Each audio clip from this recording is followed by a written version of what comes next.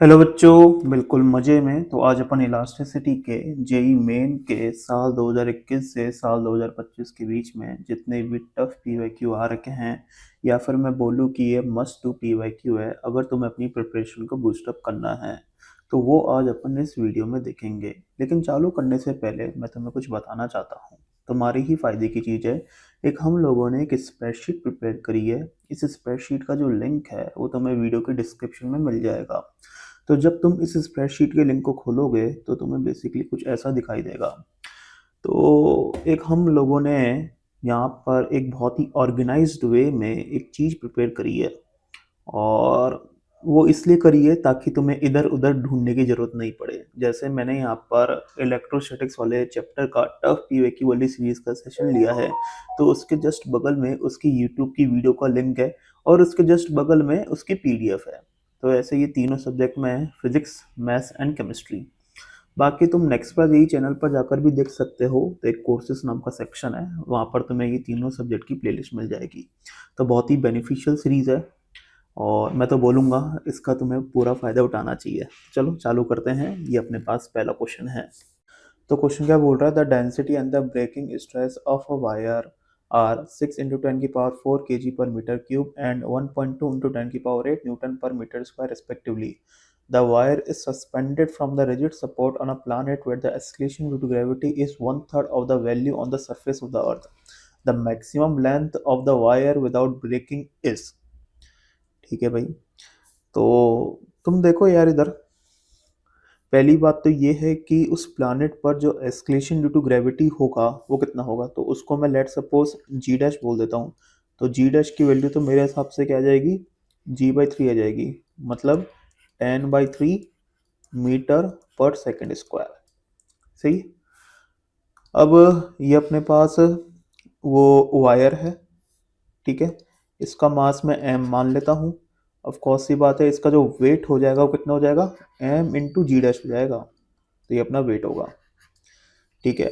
और ये अपना वो रिजिड सपोर्ट है जहाँ से मैंने वायर को बेसिकली लटका रखा है। तो मुझे पता है, इतना तो तुम्हें पता होगा कि सबसे ज़्यादा जो टेंशन होगा ना वायर पर, वो इधर ही होगा। और ये टेंशन तुम्हारा वेट के बराबर होगा, मतलब m इंटू जी डैश के बराबर होगा। अगर मैं तुमसे पूछूं कि बताओ इस वायर में सबसे ज़्यादा जो स्ट्रेस होगा वो किधर होगा, तो मेरे को लगता है वो इधर ही होगा। और वो स्ट्रेस कितना होगा, वो होगा मेरे हिसाब से T/A। ए क्या अपने पास area of cross section of the wire है। तो सबसे ज़्यादा जो क्रिटिकल पॉइंट होगा ना वायर के ब्रेक होने का, तो वो अपना इधर ही होगा। ये सबसे ज़्यादा क्रिटिकल पॉइंट है ये। सही है। और मैं बोल सकता हूँ कि यहाँ का जो स्ट्रेस है ना तुम्हारा, वो ज़्यादा से ज़्यादा जो हो सकता है ना, वो ब्रेकिंग स्ट्रेस के बराबर हो सकता है, इससे ज़्यादा नहीं हो सकता। ठीक है। तो ब्रेकिंग स्ट्रेस के बराबर मैं इसको ले रहा हूँ। तो T/A is equals to sigma B, जो कि अपन को कितना गिवन है, जो कि अपन को गिवन है 1.2 इंटू 10 की पावर 8 न्यूटन पर मीटर स्क्वायर। अब जो मेरा ये टेंशन है वो मेरा क्या है, एम इंटू जी डैश है, ठीक है। और मास को क्या लिख सकता हूँ मैं, मास को मैं लिख सकता हूँ, मैं मान लेता हूँ कि जो वायर का जो लेंथ है ना वो एल है। तो मास को मैं लिख सकता हूँ बेसिकली ए इंटू एल। ये तो हो गया इसका वॉल्यूम, और अगर मैंने रो से मल्टीप्लाई कर दिया तो मास हो जाएगा, ठीक है। तो अब तुम देखो जो तुम्हारा T/A है वो कितना आएगा, A into L into rho by A. मेरे हिसाब से ए से ए कट जाएगा, तो ये क्या आ रहा है अपने पास, रो एल आ रहा है। तो रो एल अपना सिग्मा बी के बराबर। तो तुम देखो अपन जो स्ट्रेस ले रहे हैं वो बेसिकली ब्रेकिंग स्ट्रेस ले रहे हैं, इससे ज़्यादा स्ट्रेस पॉसिबल नहीं है। तो इसलिए जो अपना लेंथ भी आएगा ना वो मैक्सिमम लेंथ आएगा। तो एल का जो मैक्स वैल्यू है ना वो क्या है अपना बेसिकली सिग्मा बी बाय रो। मतलब एक सेकेंड ब्रो, एक सेकेंड, एक गलती कर दी है यहाँ पर, जी भी तो आएगा यार। टेंशन में तो अपन को वेट लिखना है ना, केवल मास थोड़ी लिखना है। तो यहाँ पर भी जी आएगा, यहाँ पर भी जी आएगा। जी मतलब कौन सा, जी डैश। सही है। तो यहाँ पर भी जी डैश आएगा अपना। तो सिग्मा बी कितना अपने पास, सिग्मा बी अपने पास है 1.2 इंटू 10⁸ ऐसा यूनिट में। रो कितना अपने पास 6 इंटू 10⁴ और जी डैश कितना अपने पास 10/3 है। तो इसको सॉल्व कर लेना और तुम्हारा आंसर आ जाएगा, किस में आना चाहिए आंसर, मीटर में आना चाहिए। ठीक है, अगला क्वेश्चन करते हैं यार। क्वेश्चन क्या बोल रहा है, two metallic wires P and Q have the same volume and are made up of the same material if their area of the cross section are in the ratio 4:1 and a force F1 is applied to P, an extension of delta L is produced. The force which is required to produce the same extension in the Q is F2. The value of the F1 by F2 is। तो यहाँ पर तुम देखो यार, मुझे पता है कि जो यंग मॉडुलस जो होता है वो क्या होता है अपने पास, स्ट्रेस बाय स्ट्रेन होता है। ठीक है, स्ट्रेस क्या बोल सकता हूँ मैं, तो यहाँ पर ऐसा ही है बेसिकली, जैसे अपने पास ये मेटेलिक वायर है। ठीक है, और यहाँ पर मैं फोर्स लगा रहा हूँ F1 और यहाँ पर भी मैं फोर्स लगा रहा हूँ F1। ठीक है, या F1 ना बोल के अपन लेट सपोज बोल देते हैं F। ठीक है, और इस वायर का जो एरिया ऑफ क्रॉस सेक्शन है ना वो बेसिकली A है। इसका लेंथ मैं L मान लेता हूँ, यंग मॉडुलस में Y मान लेता हूँ। तो स्ट्रेस मेरे हिसाब से हो जाएगा F/A, क्योंकि F मेरा क्या होगा, रिस्टोरिंग फोर्स होगा, और स्ट्रेन क्या हो जाएगा, change in length upon actual length. तो अब तुम देखो यार, मेरे हिसाब से मैं बोल सकता हूँ ना कि जो मेरा F होगा किसके बराबर होगा, F अपने पास बराबर होगा YA delta L by L। सही है, तो अब तुम देखो, अब क्या बोला जा रहा है क्वेश्चन में कि जो तुम्हारा मेटेलिक वायर P और Q है ना, उनका जो वॉल्यूम है वो सेम है और दोनों सेम मटेरियल के बने हुए हैं। तो एक तो अपने पास वायर P है और एक अपने पास वायर Q है। सही है, दोनों का यंग मॉडुलस सेम है, दोनों का वॉल्यूम सेम है। ठीक है भाई, और मुझे पता है कि जो वॉल्यूम होगा वो किसके बराबर होगा, area of cross section into length के बराबर होगा। सही है, अब जो area of the cross section है ना उनका जो रेशियो है वो 4:1 है। तो लेट सपोज मैं इस वाले वायर का जो एरिया है वो 4A बोल रहा हूँ, तो इसका मैं A बोलूँगा। ठीक है, अब मुझे पता है कि जो लेंथ का जो रेशियो होना चाहिए ना फिर वो 1:4 होना चाहिए, जब भी तो वॉल्यूम सेम रहेगा भाई। जो तुम्हारा लेंथ होगा वो V/A होगा। तो मेरे हिसाब से L1/L2 अपना A2/A1 के बराबर होगा। तो ये कितना आ जाएगा बेसिकली अपना, ये आ जाएगा 1/4। तो अगर मैं इसको L ले रहा हूँ, सॉरी, अगर मैं इसको L ले रहा हूँ तो इसको मेरे को 4L लेना पड़ेगा।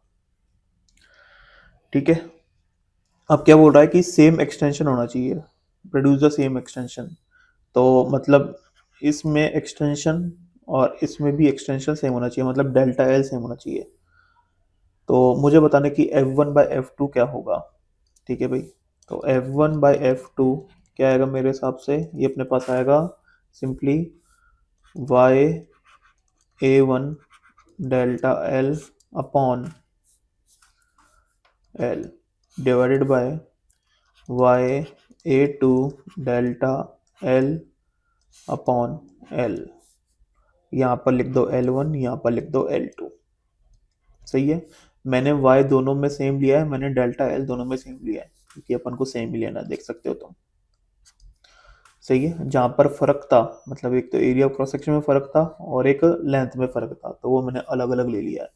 तो यहाँ पर ये क्या आएगा मेरे हिसाब से A1L2 अपॉन A2L1, और अपने पास जो A1/A2 है वो कितना है, A1/A2 अपने पास है 4, और L2/L1 कितना अपने पास, L2/L1 भी अपने पास है 4। तो ये अपने पास आ जाएगा 16। तो F1/F2 अपने पास कितना आ रहा है, 16 आ रहा है। तो इसका आंसर तो 16 हो चुका है यार। ठीक है, अगला क्वेश्चन करते हैं यार। क्वेश्चन क्या बोल रहा है, two blocks of the mass 2 kg and 4 kg are connected by a metal wire going over a smooth pulley as shown in the figure. The radius of the wire is 4 into 10 की power minus 5 meter and the Young modulus of the metal is 2 into 10 की power 11 Newton per meter square. The longitudinal strain developed in the wire is 1 upon alpha pi. तो अपन को बताना है कि alpha का value क्या होगा, और एस्केलेशन ड्यू टू ग्रेविटी कितना अपने पास 10 मीटर पर सेकंड स्क्वायर है। तो अब तुम देखो यार, तुम्हारे पास जो वायर में जो टेंशन होगा वो कितना होगा, 2m1 m2 upon m1 plus m2 into जी के बराबर होगा। तो ये कितना आ रहा है अपने पास, 2 into 2 into 4 upon 2 plus 4 into 10। तो कितना आ गया अपने पास, ये मेरे हिसाब से आ जाएगा 16/6 इंटू 10। तो ये तो आ रहा है बेसिकली, ये हो गया 5, ये हो गया 3, तो यार अपने पास 80/3 न्यूटन। तो वायर में टेंशन तो इतना होगा यार।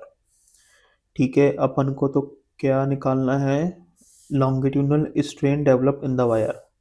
तो मुझे पता है कि जो स्ट्रेन होता है वो तो किसके बराबर होता है, तो स्ट्रेन तो अपना यार स्ट्रेस बाय यंग मॉडुलस के बराबर होगा। और स्ट्रेस कितना होगा, तो स्ट्रेस अपने पास टेंशन अपॉन वायर का क्रॉस सेक्शन एरिया के बराबर होगा, और फिर अपन यंग मॉडुलस से डिवाइड कर देंगे तो लॉन्गिट्यूडनल स्ट्रेन आ जाएगा। टेंशन निकाल चुके हैं अपन, 80/3 है, और area of cross section of the wire कितना होगा, तो तुम्हें वायर का रेडियस गिवन है, तो मेरे हिसाब से area of cross section of wire अपने पास होगा पाई इंटू 4 इंटू 10 की पावर माइनस 5 का होल स्क्वायर, और डिवाइड बाई यंग मॉडुलस वो कितना अपने पास है, 2 इंटू 10 की पावर 11। तो यार मेरे हिसाब से आंसर आ जाएगा यार। ठीक है, और इसको फिर 1 अपॉन एल्फा पाई से पुट कर देना, तो एल्फा का वैल्यू तुम्हें निकालना है। ठीक है, सॉल्व कर लेना। अगला क्वेश्चन करते हैं यार। क्वेश्चन क्या बोल रहा है, a wire of the cross sectional area capital A, modulus of elasticity 2 into 10 की पावर 11 न्यूटन पर metre square and length 2 metre is stretch between the two vertical rigid support. When a mass of 2 kg is suspended at the middle, it sags lower from its original position, making angle theta is equals to 1 upon 100 radian on the point of the support. The value of the capital A is dash into 10 की power minus 4 metre square, और अपन को ये consider करना है कि जो x है वो बहुत ज़्यादा छोटा है l के कंपैरिजन में, और एस्केलेशन ड्यू टू ग्रेविटी का वैल्यू कितना लेना है, 10 मीटर पर सेकंड स्क्वायर लेना है। तो अब तुम देखो इधर, मतलब जो पहले जो वायर था ना वो कुछ ऐसे था, सही है। तो इसका जो लेंथ अपन को गिवन है ना वो 2l गिवन है, मतलब ये वाले पार्ट का लेंथ l और ये वाले पार्ट का भी लेंथ कितना l है। अब यहाँ पर बेसिकली मैंने एक मास लटका दिया है। अगर मैं यहाँ पर मास लटका दूंगा तो अब कुछ ऐसी सिचुएशन हो जा रही है। तो अब तुम देखो, जैसे जो अपन के पास ये वाला जो पार्ट था, पहले इसका लेंथ l था और अब इसका लेंथ कितना है, under root of l square plus x square. तो ऑफकोर्स सी बात है कि इसका जो लेंथ है ना वो बड़ा है। अगर लेंथ बड़ा है तो ऑफकोर्स सी बात है कि स्ट्रेन डेवलप हुआ होगा, तो अल्टीमेटली स्ट्रेस भी डेवलप हुआ होगा, तो मतलब टेंशन आ गया होगा। सही है, तो पहले लेंथ तो अपना l था, अब लेंथ हो गया under root of l square plus x square. तो जो मेरा चेंज इन लेंथ जो है वो कितना होगा, वो सिंपली हो जाएगा, डेल एक्स ना लिख के अपन डेल एल लिख देते हैं। ये हो जाएगा under root of l square plus x square minus L. अब इसको मैं ऐसे भी लिख सकता हूँ, कैसे लिखूंगा मैं, under root of L square common ले लिया, अंदर बच जाएगा basically 1 plus x by L का होल स्क्वायर माइनस एल। तो इसको मैं लिख सकता हूँ basically L into 1 plus x by L का होल स्क्वायर और पूरे की पावर हाफ माइनस एल। तो ये अपने पास कितना आ रहा है, ये अपने पास आ रहा है simply L plus half into x square by L square into L minus L. अब ऐसे कैसे कर लिया मैंने भाई, ऐसा मैंने इसलिए कर लिया क्योंकि जो मेरा x बाय एल है ना, या फिर ऐसा समझ लो x बाय एल का जो होल स्क्वायर है ना, वो मेरा बहुत ज़्यादा छोटा है वन के कंपैरिजन में। तो अपन को पता है कि वन प्लस एक्स की होल पावर एन अपना वन प्लस एन एक्स के बराबर होता है अगर x अपना बहुत ज़्यादा छोटा हो वन के कंपैरिजन में। तो यहाँ पर भी वही है कि x बाय एल अपना या x बाय एल का जो होल स्क्वायर है वो अपना बहुत ज़्यादा छोटा है वन के कंपैरिजन में, तो इसलिए मैं उसको ऐसे लिख रहा हूँ। बेसिकली बाइनोमियल अप्रोक्सीमेशन का मैंने यूज़ करा है। तो ये और ये कट गया है, ये अपने पास कितना आ रहा है एक्स स्क्वायर बाय 2l आ रहा है। तो ये अपने पास क्या है चेंज इन लेंथ है। तो अगर मैं तुमसे पूछूं कि बताओ स्ट्रेन कितना डेवलप होगा, तो स्ट्रेन अपना जो डेवलप होगा वो बेसिकली बराबर होगा change in length upon actual length. तो चेंज इन लेंथ कितना अपने पास एक्स स्क्वायर बाय 2l है और एक्चुअल लेंथ कितना है एल है, तो ये अपने पास कितना आ गया X square upon 2l square आ गया। तो ये अपने पास क्या है स्ट्रेन है। सही है। तो स्ट्रेन अपन कैलकुलेट कर चुके हैं। अब मुझे पता है कि दोनों वायरों में जो टेंशन आएगा वो तो सेम ही आएगा ना यार, अलग थोड़ी आएगा। सिमेट्री तुम्हें दिख रही होगी। तो इस वाले वायर में भी टेंशन टी मान लिया मैंने, इस वाले वायर में भी टेंशन मैंने कितना मान लिया टी मान लिया। अब मुझे पता है कि अपन के पास जो ये वाला जो एंगल होगा वो थीटा ही होगा। दूसरा कलर यूज कर लेते हैं यार। कौन से वाले एंगल की बात कर रहा हूँ मैं, ये वाला एंगल की, देखो ये वाला एंगल की बात करो। तो ये वाला एंगल अपने पास थीटा ही होगा और ये वाला एंगल भी अपने पास थीटा ही होगा। सही है। तो अगर मैं इस टेंशन के कंपोनेंट करूं तो तुम देखो यार, हॉरिजॉन्टल में तो अपना ये टी कॉस थीटा आएगा और वर्टिकल में अपना ये टी साइन थीटा आएगा। सिमिलर वे में मैं इस टेंशन के कंपोनेंट करूँ तो हॉरिजॉन्टल में अपना टी कॉस थीटा आएगा और वर्टिकल में टी साइन थीटा आएगा। तो वो टी साइन थीटा और टी साइन थीटा अपना जुड़ जाएगा, तो इंटू 2 कर देता हूँ मैं, और ये टी कॉस थीटा और टी कॉस थीटा एक दूसरे को कैंसिल आउट कर देगा। तो मैं बोल सकता हूँ ना कि जो अपना 2t साइन थीटा है वो किसके बराबर होगा। अब कौन सी बात है कि वो वेट के बराबर होगा। वेट कितना होगा 20 न्यूटन होगा। सही है। और यहाँ पर तुम देखो यार, जो तुम साइन थीटा को जो लिखोगे वो क्या लिखोगे, तो साइन थीटा को मैं लिखूंगा बेसिकली थीटा ही लिख दूंगा यार। क्यों लिख दूंगा थीटा ही, क्योंकि थीटा मेरा क्या गिवन है 1/100 रेडियन गिवन है। तो थीटा बहुत ज़्यादा छोटा है, तो अगर थीटा बहुत ज़्यादा छोटा है तो उसको अपन थीटा ही लिख देते हैं। तो 2t theta is equals to 20 newton. तो t into theta is equals to 10। तो t इंटू थीटा कितना अपने पास 1/100 है इज इक्वल्स टू 10। तो t का वैल्यू कितना आ रहा है अपने पास 1000 न्यूटन आ रहा है। सही है। तो ये अपना टेंशन है। अब तुम देखो अपन को क्या गिवन है, मॉड्यूलस ऑफ इलास्टिसिटी गिवन है। बेसिकली ये क्या गिवन है अपने को, यंग मॉड्यूलस गिवन है। ठीक है। और ये अपना क्या था एक्चुअल लेंथ था। ठीक है। और यहाँ पर क्या है एक्चुअल लेंथ, मतलब यहाँ पर जो मैं लूंगा ना ये लेंथ, तो ये 2l मेरे को 2 मीटर गिवन है, तो l तो कितना हो जाएगा 1 मीटर हो जाएगा। ठीक है।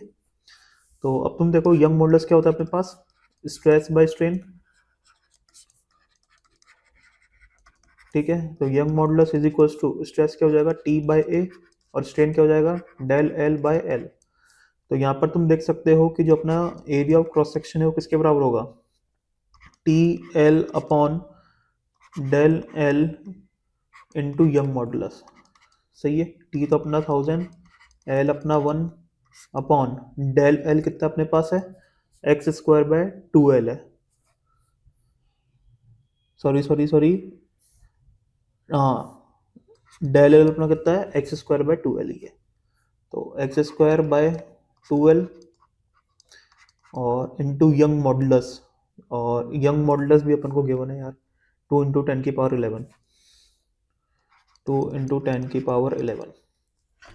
तो L तो मुझे पता है, L तो कितना अपने पास 1 है यार, ये तो अपना 1 है। ठीक है। अब यहाँ पर जो बचा है ना वो बेसिकली x बचा है। तो x कैसे निकालेंगे अपन, तो x ऐसे निकालेंगे, तुम्हें ये ट्रायंगल दिख रहा होगा, देखो ये ट्रायंगल दिख रहा होगा, ये राइट एंगल ट्रायंगल है। तो इसमें जो tan थीटा होगा वो भी लगभग थीटा के ही बराबर होगा, जो कि कितना अपने पास x बाय एल है। ये अपना tan थीटा के ही बराबर होगा, जो कि अपना कितना है x बाय एल है। तो x की वैल्यू अपने पास हो गई एल थीटा। सही है। तो ये अपने पास आएगा 1000 इंटू 1 एक्स की वैल्यू हो चुकी है एल थीटा, मतलब 1 थीटा कितना था अपने पास 1/100, इसका होल स्क्वायर इंटू, ठीक है, और नीचे एक 2 भी था तो ये तो ऊपर चला जाएगा, तो इंटू 2 कर दिया मैंने। और यहाँ पर क्या है, यंग मॉडल्स के लिए 2 इंटू 10⁻11, तो ये वाला 2 और ये वाला 2 तो कैंसिल आउट हो गया। ये अपने पास क्या आ रहा है 10⁻7/10⁻11, मतलब ये आ रहा है अपने पास 10⁻⁻4 मीटर स्क्वायर। तो ये अपने पास क्या है area of the cross section of the wire. तो मेरे हिसाब से यहाँ पर तो 1 आना चाहिए फिर यार, यही अपना आंसर होगा। अगला क्वेश्चन करते हैं यार। क्वेश्चन क्या बोल रहा है, as shown in the figure, in an experiment to determine the Young modulus of a wire, the extension load curve is plotted. The curve is a straight line passing through the origin and makes an angle of 45 degree with the load axis. The length of the wire is 62.8 centimeter and its diameter is 4 millimeter. The Young modulus is found to be x into 10 की power 4 Newton पर metre square. तो अपन को x का value बताना है। तो यहाँ पर तुम देखो जो तुम्हारा ग्राफ है ना, एक तो एक्सटेंशन वर्सेस लोड का है। एक्सटेंशन मतलब डेल एल, और लोड मतलब एक तरीके से लोड जो होगा ना वो एक तरीके से तुम्हारे जो वायर में जो रीस्टोरिंग फोर्स डेवलप होगा ना वो इसके बराबर ही होगा, मतलब वो टी के बराबर ही होगा एक तरीके से, ठीक है। तो अब तुम देखो मैं ऐसे बोल सकता हूँ ना कि जो अपना डेल एल है वो किसके बराबर होगा, वो रीस्टोरिंग फोर्स के बराबर ही होगा, क्योंकि जो अपना ये कर्व है वो स्ट्रेट लाइन है और ये ओरिजिन से पास कर रहा है, और जो अपना स्लोप है ना उसकी वैल्यू भी 1 है, ठीक है, इसलिए बोल रहा हूँ मैं ऐसा। भाई इस लाइन की इक्वेशन अपनी y बराबर x होगी ना, तो y की जगह तो अपने पास डेल एल आ गया और x की जगह अपना ये बेसिकली लोड आ गया जो कि t से रिप्रेजेंट कर रहे हैं अपन। तो अब तुम देखो यार, ठीक है, अब अपन को वायर का लेंथ गिवन है, वायर का डायमीटर गिवन है, ठीक है, अपन को यंग मॉडुलस फाइंड करना है। तो यंग मॉडुलस किसके बराबर होगा, सिंपली स्ट्रेस बाय स्ट्रेन। और स्ट्रेस क्या होगा अपने पास, स्ट्रेस अपने पास हो जाएगा मेरे हिसाब से टी बाय ए, और स्ट्रेन क्या हो जाएगा डेल एल बाय एल। तो ये आ रहा है T L upon del L into A. तो ये अपने पास आ गया यंग मॉडुलस। मुझे पता है कि टी और डेल एल अपने बराबर है तो ये कैंसिल आउट हो जाएगा। तो यंग मॉडुलस क्या आ गया अपने पास एल बाय ए आ गया। एल कितना अपने पास 62.8 सेंटीमीटर, ठीक है भाई। और इसको अपन ऐसा यूनिट में ही कन्वर्ट कर लेते हैं, तो इसलिए मैं 10⁻⁻2 से मल्टीप्लाई कर रहा हूँ ताकि वो मीटर में कन्वर्ट हो जाए। सही है, मैंने मीटर में लिख दिया इसको। और एरिया कितना होगा अपने पास वायर का, मतलब area of the cross section of the wire, वो मेरे हिसाब से हो जाएगा पाई इंटू 2 × 10⁻³ का होल स्क्वायर। तो ये अपने पास यंग मॉडुलस आएगा, और ऑफ कोर्स ये बात है यूनिट किसमें होगी, न्यूटन पर मीटर स्क्वायर में होगी। इसको तुम x इंटू 10⁻⁴ न्यूटन पर मीटर स्क्वायर लिखना, और यहाँ से तुम x की वैल्यू आराम से निकाल सकते हो। अगला क्वेश्चन करते हैं यार। क्वेश्चन क्या बोल रहा है, a steel rod of the length 1 metre and the cross sectional area 10⁻⁻⁴ metre square is heated from 0 degree centigrade to 200 degree centigrade without being allowed to extend or bend. The compressive tension produced in the rod is dash into 10⁻⁴ Newton. यहाँ पर अपन को young modulus of the steel given है, जो कि क्या given है 2 × 10⁻11 Newton पर metre square, और coefficient of the linear expansion कितना है 10⁻⁻5 पर केल्विन। तो यहाँ पर तुम देखो यार, ये अपने पास स्टील रॉड है जिसका लेंथ कितना है 1 मीटर है, ठीक है, और इसका जो क्रॉस सेक्शनल एरिया है वो अपने पास कितना है 10⁻⁻4 मीटर स्क्वायर है। इसका टेम्परेचर अपन बढ़ा रहे हैं, और क्या कर रहे हैं 0 डिग्री सेंटीग्रेड से 200 डिग्री सेंटीग्रेड कर रहे हैं, सही है, without being allowed to extend और बेंड। तो ये जो अपन को लेंथ गिवन है ना, ये तो किस पर गिवन है 0 डिग्री सेंटीग्रेड पर गिवन है। अगर मैं तुमसे पूछूं कि बताओ 200 सेंटीग्रेड पर जो तुम्हारी नेचुरल लेंथ होनी चाहिए रॉड की वो कितनी होनी चाहिए, तो उसको मैं एल डैश बोल देता हूँ। तो एल डैश मेरे हिसाब से आएगा L into 1 + alpha delta T, और अल्फा के अपने पास कोफिशिएंट ऑफ लीनियर एक्सपेंशन है। तो ये अपने पास आ गया बेसिकली 1 × 1 प्लस एल्फा। एल्फा कितना अपने पास है, एल्फा अपन को गिवन है 10⁻⁻5। और डेल टी तो तुम चाहे डिग्री सेंटीग्रेड में कैलकुलेट करो या केल्विन में कैलकुलेट करो, सेम ही आएगा। तो ये अपना ये 200 ही होगा। तो ये अपने पास क्या आ रहा है, अपने पास ये अपने पास आ रहा है 1 प्लस, और ये हो जाएगा मेरे हिसाब से 2 × 10⁻³ सही है। तो ये मेरा क्या होगा, एल डैश होगा। ठीक है भाई। अब तुम देखो होगा क्या कि बेसिकली जो टेम्परेचर है ना वो कितना है तुम्हारा, 200 डिग्री सेंटीग्रेड है। तो 200 डिग्री सेंटीग्रेड पर लेंथ कितनी होनी चाहिए थी, ये एल डैश होनी चाहिए थी, लेकिन है कितनी है, एल के बराबर है।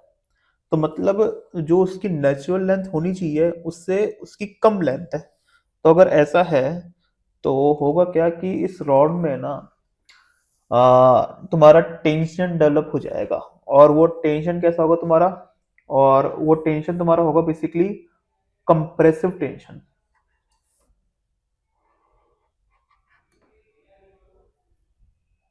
सही है, मतलब रॉड पर लगने वाला जो फोर्स है ना वो कंप्रेसिव वे में ना, वो अपन एक्सपेंड नहीं होना देना चाह रहे उसको, इसलिए बोल रहा हूँ मैं। तो अब तुम देखो इधर, अगर मैं तुमसे पूछूं कि बताओ जो अपना डेल एल है वो कितना है, भाई होना इतना चाहिए था, लेकिन है कितना, ये एल के बराबर ही है। तो चेंज इन लेंथ कितना हो गया, एल डैश माइनस एल, मतलब L plus L, alpha delta T minus L. L से एल कट गया, ये अपने पास क्या आ रहा है, एल एल्फा डेल्टा टी। तो अगर मैं स्ट्रेन की बात करूँ तो स्ट्रेन क्या हो जाता है अपने पास, स्ट्रेन अपने पास हो जाएगा change in length upon actual length. और यहाँ पर ये एक्चुअल लेंथ अपनी एल डैश होगी। मतलब एक्चुअल लेंथ से मेरा मतलब ये है कि जो उस पर्टिकुलर टेम्परेचर पर जो वो नेचुरल लेंथ होनी चाहिए वो बोल रहा हूँ मैं। तो वो एल ना होके एल डैश होगी। तो डेल एल तो कितना है अपने पास, एल एल्फा डेल्टा टी, और ये अपने पास कितना है, ये बेसिकली अपने पास है L into 1 plus alpha delta T. अब इसको मैं approximately L alpha delta T upon L ही लिख लेता हूँ, क्योंकि तुम देख सकते हो यहाँ पर कि जो एल्फा डेल्टा टी होगा ना वो तुम्हारा 1 के कंपैरिजन में काफी छोटा है, तो इसलिए अपन उसको नेग्लेक्ट कर देते हैं। लेकिन एक्चुअल में जो स्ट्रेन होगा वो ये होगा। तो एल से एल कट गया, तो ये अपने पास क्या गया, एल्फा डेल्टा टी। तो ये स्ट्रेन आ गया अपने पास। और मुझे पता है कि स्ट्रेस बाय स्ट्रेन क्या होगा अपने पास, यंग मॉडुलस होगा। ठीक है, अपन को फाइंड आउट क्या करना है, the compressive tension produce in the rod. तो स्ट्रेस को मैं लिख सकता हूँ टी बाय ए, और ये टी क्या है, वो जो कंप्रेसिव फोर्स जो प्रोड्यूस हुआ है, मतलब कंप्रेसिव टेंशन जो प्रोड्यूस हुआ है, अपॉन स्ट्रेन जो कि कितना अपने पास एल्फा डेल्टा टी है, is equals to Young modulus. तो टी का वैल्यू कितना आ जाएगा अपने पास, टी का वैल्यू मेरे हिसाब से आ जाएगा ए वाई एल्फा डेल्टा टी। तो area of cross section of the wire तो गिवन होगा मेरे हिसाब से, वो गिवन है अपने पास 10⁻⁻4। यंग मॉडुलस अपन को क्या गिवन है, 2 × 10⁻11। एल्फा कितना गिवन है, 10⁻⁻5। और डेल टी कितना अपने पास 200 है। तो ये अपना आंसर आ गया, और ये आंसर किस में आएगा, न्यूटन में आएगा। तो देख लेना यार, सॉल्व करके हो जाएगा सॉल्व मेरे हिसाब से। अब अगला क्वेश्चन करते हैं यार। क्वेश्चन क्या बोल रहा है, to wires each of the radius 0.2 centimeter and negligible mass, one made of steel and other made of brass, are loaded as shown in the figure. The elongation of the steel wire is dash into 10⁻⁻6 meter, और young modulus of the steel क्या given है अपने को, 2 × 10⁻11 Newton पर metre square, और acceleration due to gravity कितना अपने पास 10 metre पर सेकंड स्क्वायर है। तो यहाँ पर तुम देखो अपन को जो इलोंगेशन फाइंड आउट करना है ना वो किस में फाइंड आउट करना है, स्टील वायर में फाइंड आउट करना है। तो मेरे हिसाब से अगर मैं तुमसे पूछूं कि बताओ इस स्टील वायर में जो टेंशन होगा कितना होगा, तो इसको मैं अपने सिस्टम में इंक्लूड कर रहा हूँ। तो तुम देखो ये जो अपन के पास ब्रास वाला वायर है ना, तो इसमें जो टेंशन होगा तो इंटरनल फोर्स हो जाएगा। ठीक है, तो एक तरीके से सिस्टम पर जो एक्सटर्नल फोर्स है, एक तो इसका वेट है नीचे की तरफ जो कि कितना हो जाएगा आपके पास 3.14 इंटू 10 न्यूटन, मतलब टोटल वेट अपना इतना होगा नीचे की तरफ। और इसको काउंटर बैलेंस कौन करेगा, ये टी करेगा। तो टी का वैल्यू कितना आ गया अपने पास 3.14 इंटू 10 न्यूटन, मतलब एक तरीके से 31.4 न्यूटन। तो ये अपना एक तरीके से रीस्टोरिंग फोर्स होगा स्टील वाले वायर में। ठीक है, अब मुझे पता है कि यंग मॉडुलस किसके बराबर होगा, स्ट्रेस बाय स्ट्रेन के बराबर होगा। ठीक है, यंग मॉडुलस अपन को गिवन है क्या, बिल्कुल गिवन है, 2 इंटू 10⁻11, तो ये है 2 इंटू 10⁻11। स्ट्रेस कितना हो जाएगा 31.4 upon area of the cross section of the wire. ठीक है, और वायर का जो क्रॉस सेक्शन एरिया कितना होगा, पाई इंटू 0.2 इंटू 10⁻⁻2 का होल स्क्वायर। मैं सब चीज़ें ऐसा यूनिट में ले रहा हूँ। और स्ट्रेन को क्या लिखूंगा मैं, चेंज इन लेंथ, मतलब एक तरीके से जो इलोंगेशन है अपॉन एक्चुअल लेंथ, जो कि कितना अपने पास 1.6 है। तो यार यहाँ से मेरे हिसाब से ये डेल एल आ जाना चाहिए यार, सॉल्व करके देख लेना। चलो यार अगला क्वेश्चन करते हैं। क्वेश्चन क्या बोल रहा है, the length of the wire becomes L1 and L2 when 100 newton and 120 newton tensions are applied respectively. If 10 L2 is equals to 100 L1, the natural length of the wire will be L1 by x। तो अपन को x का value बताना है। तो मैं मान लेता हूँ कि जो वायर का जो नेचुरल लेंथ है ना वो L है। तो नेचुरल लेंथ अपन लेट सपोज कितना ले लेते हैं, L ले लेते हैं। ठीक है, जब मैं वायर पर जो फोर्स लगा रहा हूँ ना वो 100 न्यूटन का जो लगा रहा हूँ ना, ठीक है, तो वायर का जो लेंथ हो जाता है वो कितना हो जाता है, L1 हो जाता है। तो एक तरीके से जो एक्सटेंशन जो होगा वो कितना होगा, एक्सटेंशन अपने पास हो जाएगा सिंपली L1 माइनस एल।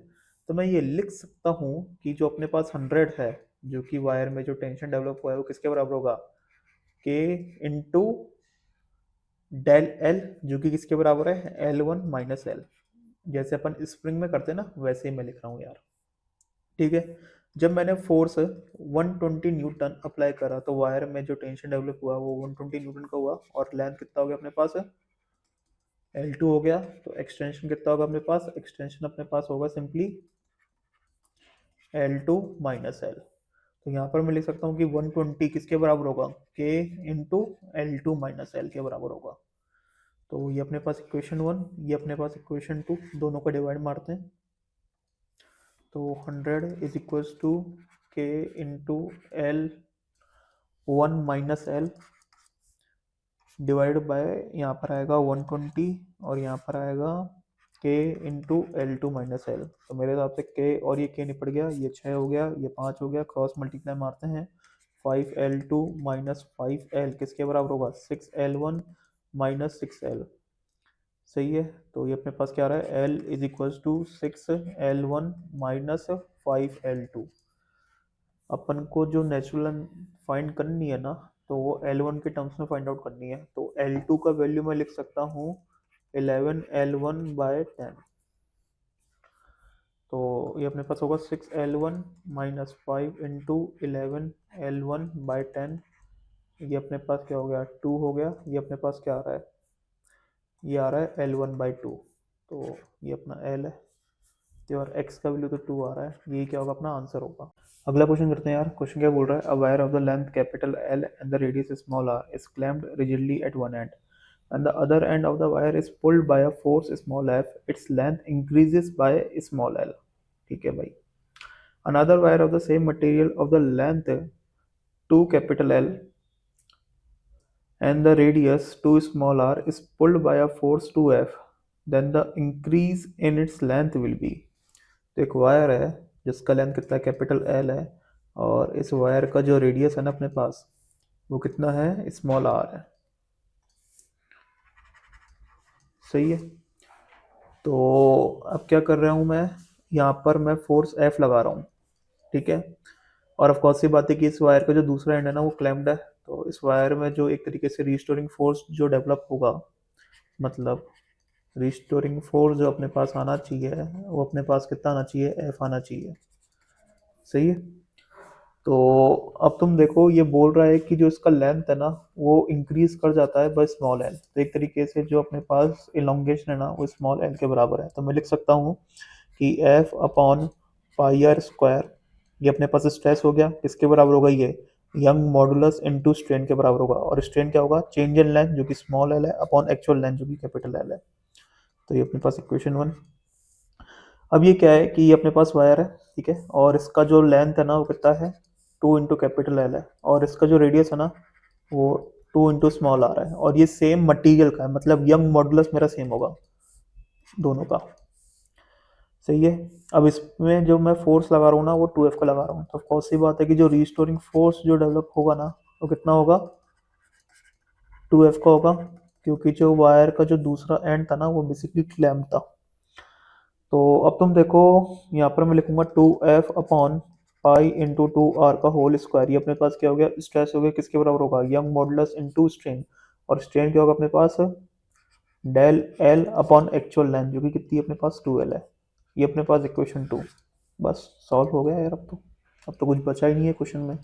तो इन दोनों इक्वेशनों को यूज़ करना और तुम्हें बेसिकली डेल एल की वैल्यू निकालनी है और तुम्हारा आंसर आ जाएगा।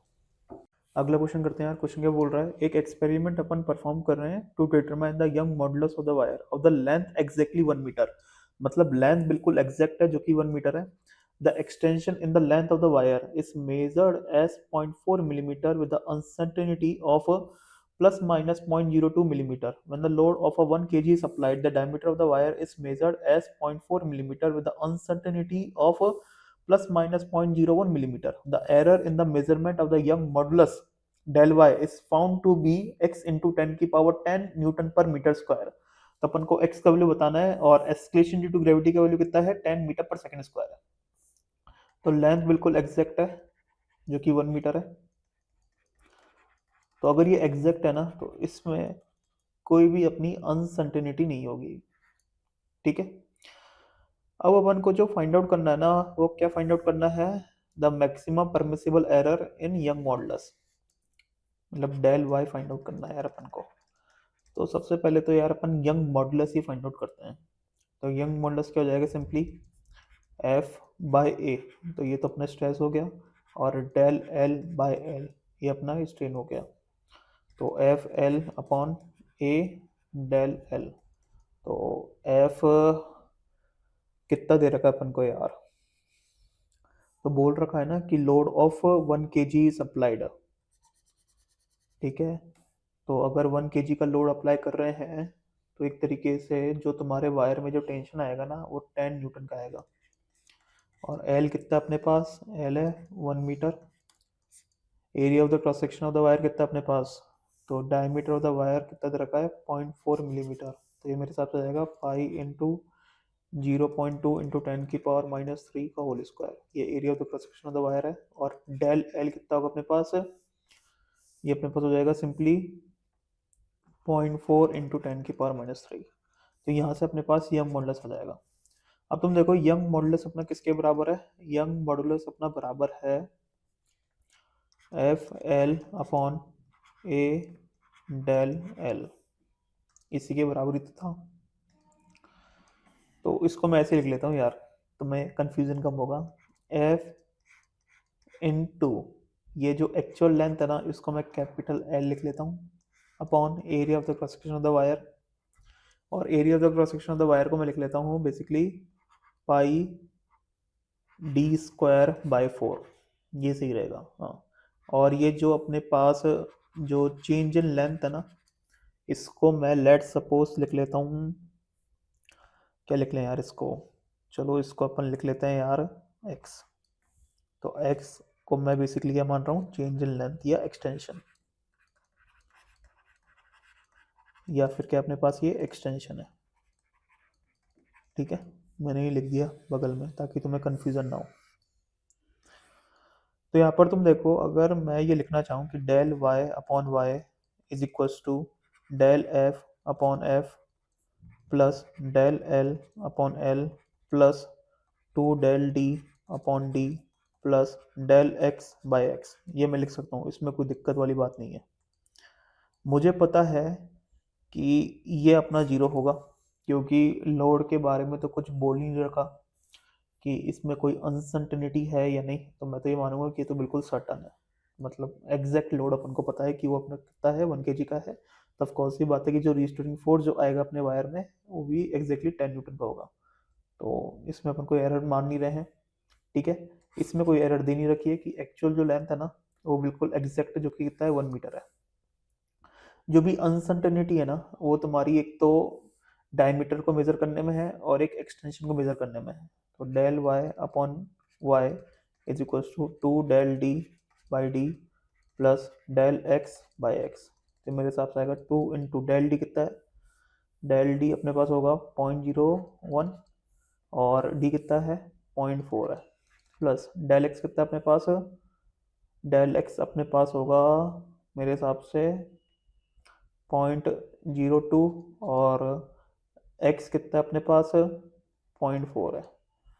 तो यहाँ से तुम del y upon y calculate कर सकते हो, ये तुम्हारा आ गया, और यहाँ से तुम्हारा यंग मॉडुलस आ गया, तो डेल वाई भी आ गया यार। बस कैलकुलेशन है, तुम्हें परफॉर्म करनी है और आंसर आ जाएगा यार।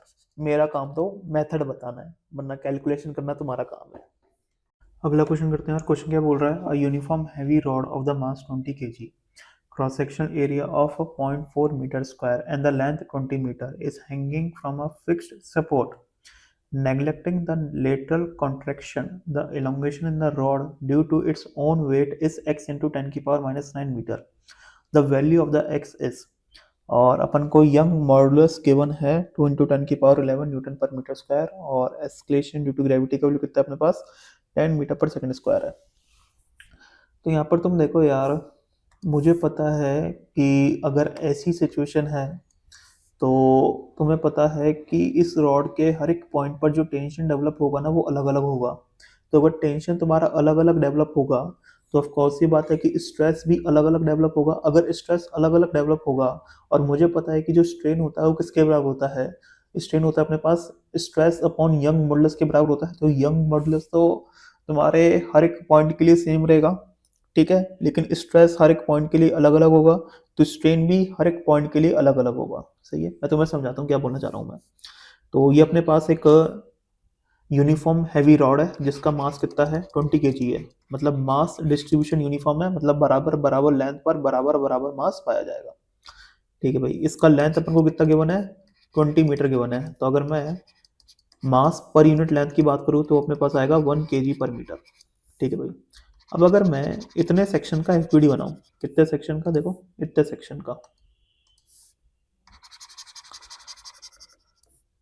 तो मुझे पता है कि ये वाला जो एंड है अपने पास वो फ्री एंड है, तो यहाँ पर तो टेंशन कितना होगा 0 होगा, और इस सेक्शन का जो लेंथ है मैं लेट सपोज कितने ले रहा हूँ x ले रहा हूँ। तो तुम देखो इस पर्टिकुलर पॉइंट पर टेंशन मैं लेट सपोज t बोल रहा हूँ। तो अगर मैं इतने सेक्शन का मैंने एफबीडी बनाया तो यहाँ पर जो टेंशन है वो तो t है, यहाँ पर जो टेंशन है वो तो 0 है, और इसका जो वेट है वो नीचे की तरफ होगा, और ये वेट कितना होगा बेसिकली मेरे हिसाब से ये हो जाएगा ये m/l into X into G. तो कितना हो गया अपने पास ये मेरे हिसाब से आ गया, क्योंकि m/l की वैल्यू तो अपने पास 1 है, ठीक है, और g की वैल्यू 10 लेंगे तो ये 10x के बराबर आ जाएगा। तो मैं बोलूँगा कि जो टेंशन है वो अपना कितना है 10x के बराबर है। ठीक है, अब तुम देखो इधर मैं क्या करूँगा, जैसे वही सिचुएशन बना रहा हूँ मैं कि ये अपने पास वो रॉड थी, ठीक है, मैंने क्या करा x पर जाकर एक ऐसे कट लगाया। अगला कट मैं जो लगाऊंगा ना वो बेसिकली लगाऊंगा मैं x प्लस डी एक्स पर, ये मैंने दूसरा कट लगाया। ठीक है, मुझे पता है कि इसका जो लेंथ है मेरे पास वो डी एक्स के बराबर होगा। अगर मैं इसका एफ बी डी बनाऊँ तो यहाँ पर टेंशन मैं टी बोल रहा हूँ, ठीक है, मतलब x दूरी पर टेंशन t बोल रहा हूँ, तो x प्लस डी एक्स दूरी पर टेंशन कितना बोलूँगा मैं t प्लस डी टी बोलूँगा। तो यहाँ पर मैंने t बोला, यहाँ पर मैंने t प्लस डी टी बोला। ठीक है, तो एक तरीके से मैं बोल सकता हूँ कि जो मेरा रिस्टोरिंग फोर्स है ना वो लगभग लगभग मेरा t के बराबर ही होगा इस सेक्शन में, क्योंकि ये dt मेरा ऑलमोस्ट 0 को टेंड करेगा, इसलिए बोल रहा हूँ मैं। तो रिस्टोरिंग फोर्स लगभग लगभग मैं t बोल सकता हूँ। तो इस रिस्टोरिंग फोर्स के कारण क्या होगा कि इस सेक्शन का जो लेंथ है ना वो थोड़ा सा बढ़ जाएगा। तो अब मैं इसका लेंथ लिखूंगा dx प्लस dl। dl क्या है, जो छोटा सा जो लेंथ बढ़ा है ना इस टेंशन के कारण, वो बोल रहा हूँ मैं। ठीक है, तो अब तुम देखो यार, स्ट्रेस की अगर मैं बात करूँ तो स्ट्रेस तो मेरा सिंपली t/a होगा। अगर मैं स्ट्रेन की बात करूँ तो स्ट्रेन क्या होता है अपने पास चेंज इन लेंथ जो कि अपने पास dl है अपॉन एक्चुअल लेंथ जो कि अपने पास dx है। और स्ट्रेस बाय स्ट्रेन क्या होगा अपने पास, स्ट्रेस बाय स्ट्रेन अपने पास होगा सिंपली यंग मॉडुलस। तो मैं बोल सकता हूँ t/a ठीक है, और नीचे आ जाएगा dl/dx, ये अपने पास यंग मॉडुलस। तो dl अपना सिंपली क्या आ रहा है, ये अपने पास आ रहा है simply T D X upon A Y, और t का वैल्यू मेरे को पता है कि वो 10x के बराबर है, तो 10x into D X upon A Y. तो अल्टीमेटली जो तुम्हारा dl है ना वो x पर डिपेंड कर रहा है, देख सकते हो तुम। तो जो तुम्हारा इलोंगेशन है ना वो हर एक पार्ट के लिए अलग अलग होगा, मैं ये बोलना चाह रहा था। देखो स्ट्रेस तुम्हारा टेंशन पर डिपेंड कर रहा है और टेंशन तुम्हारा x पर डिपेंड कर रहा है, ठीक है। और स्ट्रेन भी तुम्हारा बेसिकली वेरिएबल होगा, क्योंकि यहाँ से तुम समझ सकते हो, ठीक है।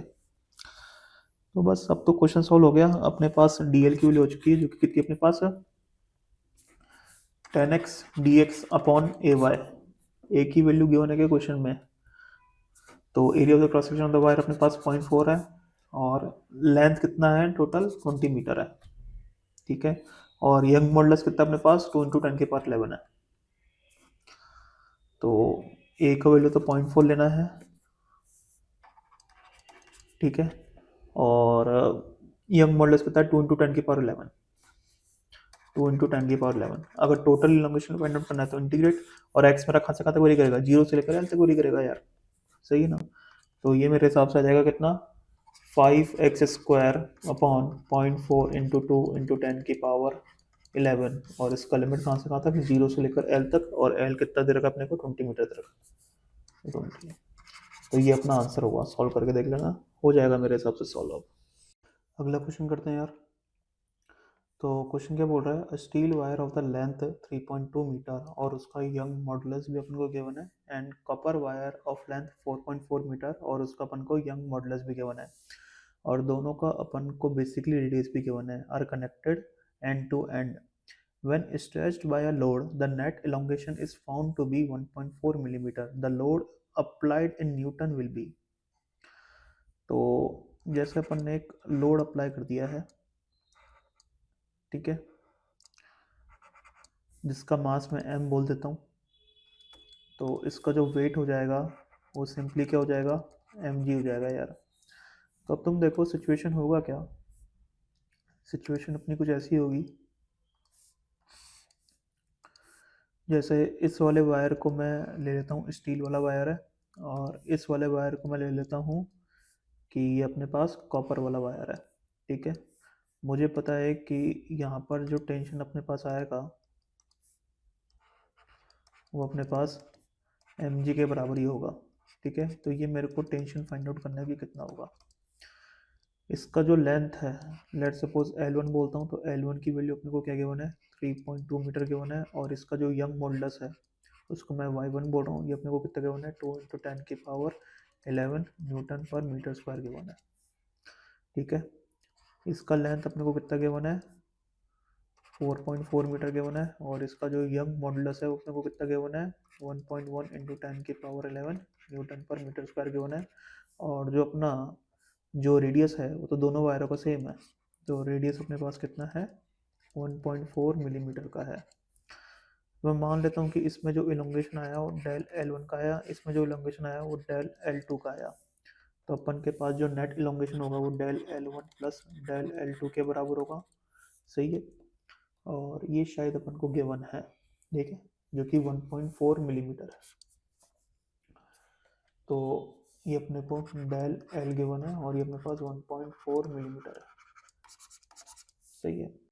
अब तुम देखो डेल L1 किसके बराबर होगा, तो मुझे पता है कि मैं ये तो लिख ही सकता हूँ ना कि T/A into del L/L is equal to Young modulus. तो डेल L अपना किसके बराबर होता है TL अपॉन AY के। तो मैं ऐसे लिख सकता हूँ कि अपना किसके बराबर होगा TL1 upon A into Y1, ये किसके बराबर होगा TL2 upon A into Y2, ये अपना ये डेल L के बराबर है। अब तुम देखो इधर जो अपना ये T है वो किसके बराबर होगा, ये T बराबर होगा basically del L into A, सही है, upon L1 upon Y1 plus L2 upon Y2, मेरे हिसाब से यही होगा, हाँ। तो अब अपन को डेल L गिवन है, ठीक है, रेडियस गिवन है तो बाय डिफॉल्ट मेरे को area of the cross section of the wire भी गिवन है। तो एक बार मैं वैल्यूज पुट कर देता हूँ। तो ये अपने पास 1.4 इंटू 10⁻³ सब चीज़ें ऐसे यूनिट में। Area of the cross section of the wire ये मेरे हिसाब से हो जाएगा 22/7 इंटू 1.4 इंटू 10⁻³ का होल स्क्वायर। सही लिखा है ना? अपॉन L1 अपॉन, मैंने कुछ गलती कर दी क्या?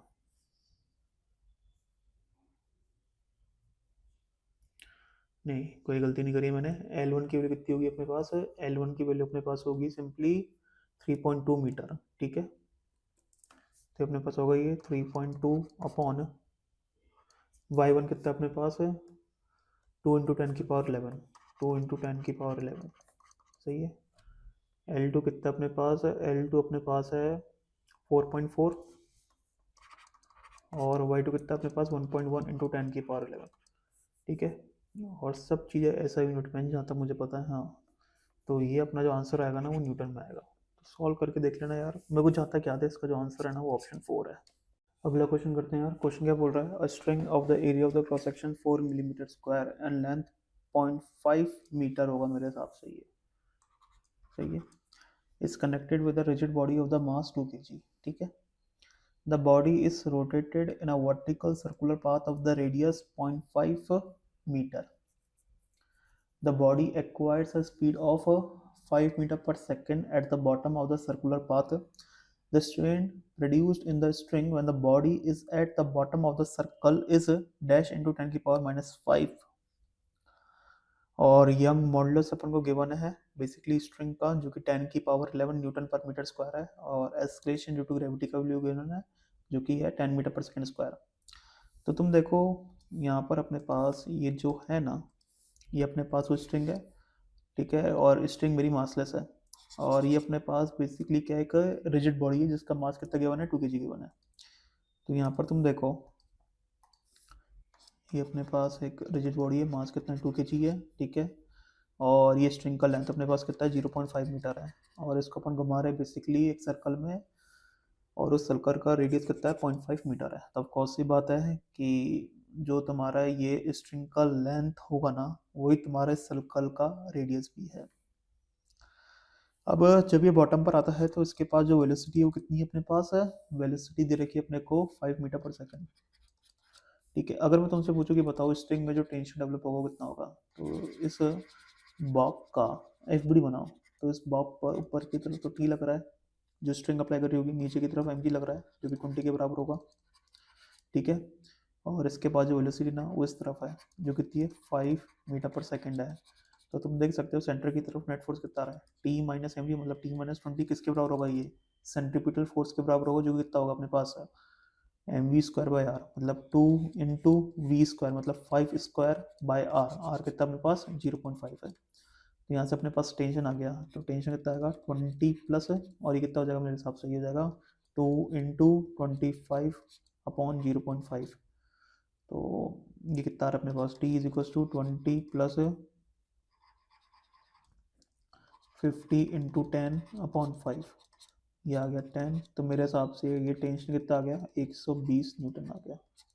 ये अपने पास टेंशन है वायर में, और यही अपना क्या होगा रिस्टोरिंग फोर्स होगा। ठीक है, अपन को तो क्या फाइंड आउट करना है? स्ट्रेन फाइंड आउट करना है ना। तो स्ट्रेन किसके बराबर होगा? स्ट्रेन अपना बराबर होगा स्ट्रेस बाय यंग मॉडुलस, और स्ट्रेस किसके बराबर होगा? टी बाय ए। ठीक है, इसको मैंने यंग मॉडुलस से डिवाइड कर दिया तो स्ट्रेन आ जाएगा। टी अपना निकल चुका है 120। Area of the cross section of the wire कितना होगा 4 इंटू 10 की पावर -6, क्योंकि मैं तो ऐसा यूनिट में लूँगा ना, तो मतलब मैं मीटर स्क्वायर में कन्वर्ट करूँगा, तो इसलिए मैं 10 की पावर -6 से मल्टीप्लाई करूँगा। और यंग मॉडुलस कितना अपने पास है? यंग मॉडुलस अपने पास है 10 की पावर 11। तो ये तो हो गया कितना 30। तो मेरे हिसाब से ये आ रहा होगा सिंपली कितना आएगा अपने पास? ये अपने पास आ रहा है सिंपली 30 इंटू 10 की पावर -5। तो मेरे हिसाब से इसका जो आंसर होगा ना वो 30 होगा। अगला क्वेश्चन करते हैं यार। क्वेश्चन क्या बोल रहा है? 4 identical hollow cylindrical columns of a mild steel support a big structure of the mass 15 into 10 की power 3 kg। The inner and the outer radii of the each column are 50 centimeter and 100 centimeter respectively. Assuming uniform local distribution, calculate the compression strain of each column। और अपन को young modulus given है कितना 2 into 10 की power 11 pascal और escalation due to gravity कितना अपने पास 9.8 metre पर second square है। तो यहाँ पर तुम देखो ये अपने पास वो बेसिकली एक बिग स्ट्रक्चर है जिसका मास कितना अपने पास, मास इसका है 50 इंटू 10 की पावर 3 kg। सही है। तो इसका जो टोटल वेट होगा वो कितना होगा, mg के बराबर होगा। ठीक है। ये अपने पास 4 हॉलो सिलेंड्रिकल कॉलम्स हैं। ठीक है। और बहुत ही सिमेट्रिक फैशन में लगे हुए हैं। ठीक है।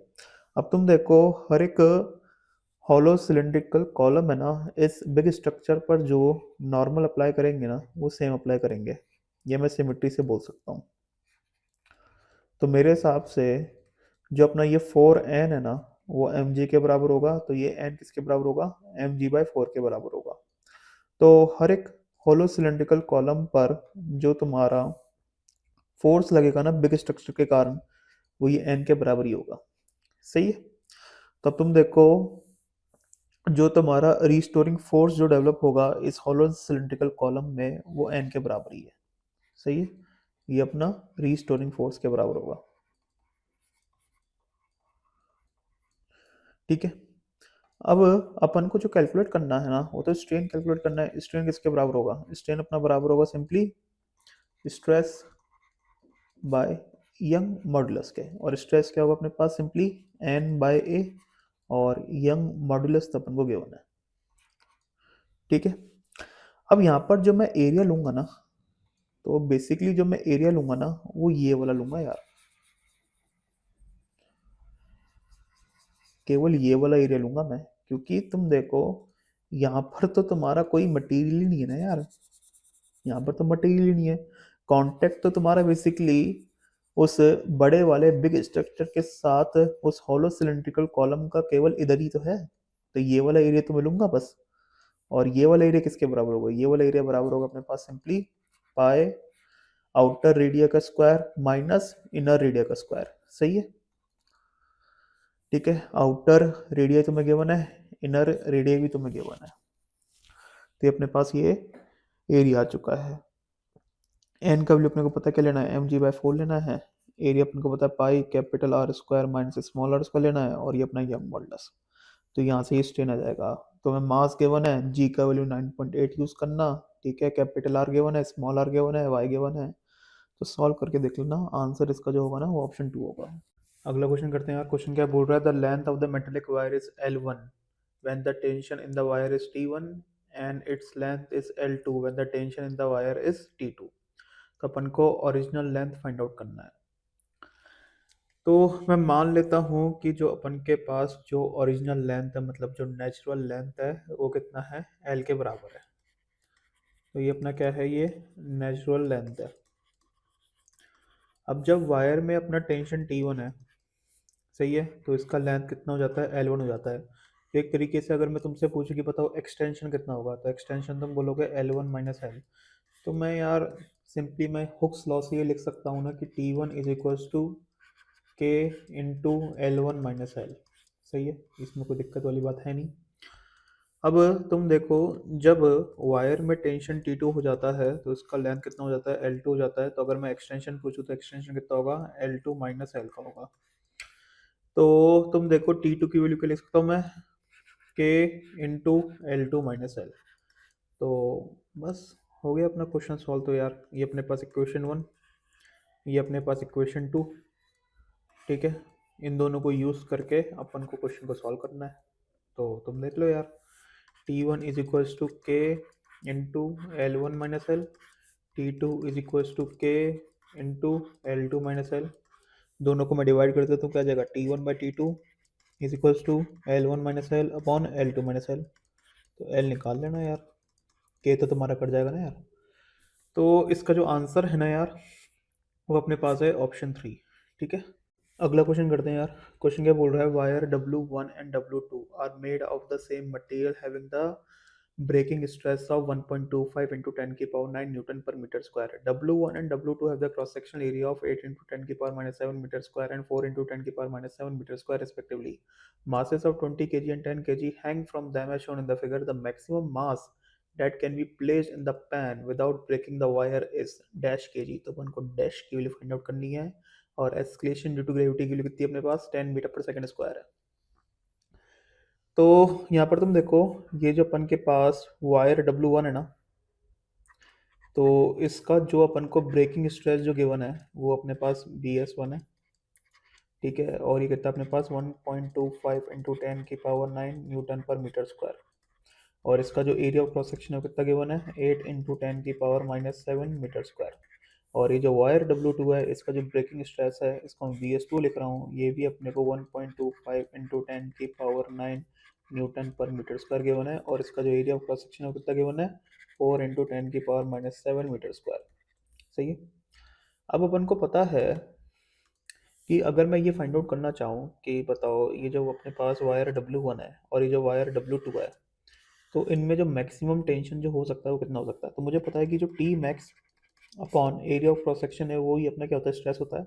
और ये अपना बेसिकली मैक्सिमम स्ट्रेस हो सकता है जो कि ब्रेकिंग स्ट्रेस के बराबर होगा। सही है। तो T मैक्स बेसिकली किसके बराबर होगा breaking stress into area of the cross section of the wire. तो अपने पास जो T1 मैक्स जो होगा वो कितना होगा, तो मेरे हिसाब से ये आ जाएगा कितना 8 इंटू 1.25, मतलब मेरे हिसाब से ये आ जाना चाहिए कितना आ जाएगा यार, ये आ जाएगा अपने पास 10 इंटू 10 की पावर 2, मतलब 1000 न्यूटन आ जाएगा ये। सही है। और T2 मैक्स कितना आ जाएगा, ये मेरे हिसाब से आ जाएगा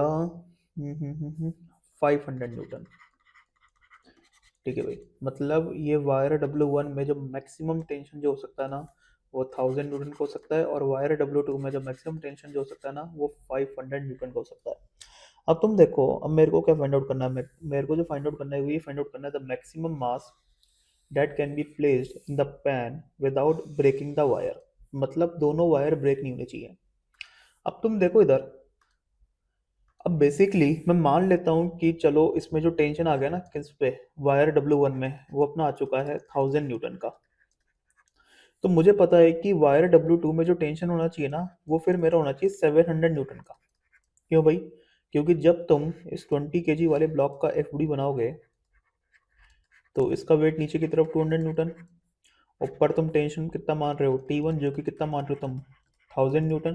तो ऑफ कोर्स ये बात है कि जो तुम्हारी ये वायर W2 है ना इस 20 kg वाले ब्लॉक पर नीचे की तरफ जो टेंशन लगाएगा T2 वो अपना किसके बराबर होगा 1000 माइनस 200 के, मतलब 800 न्यूटन के। सही है, ये मैंने गलत लिख दिया था यार,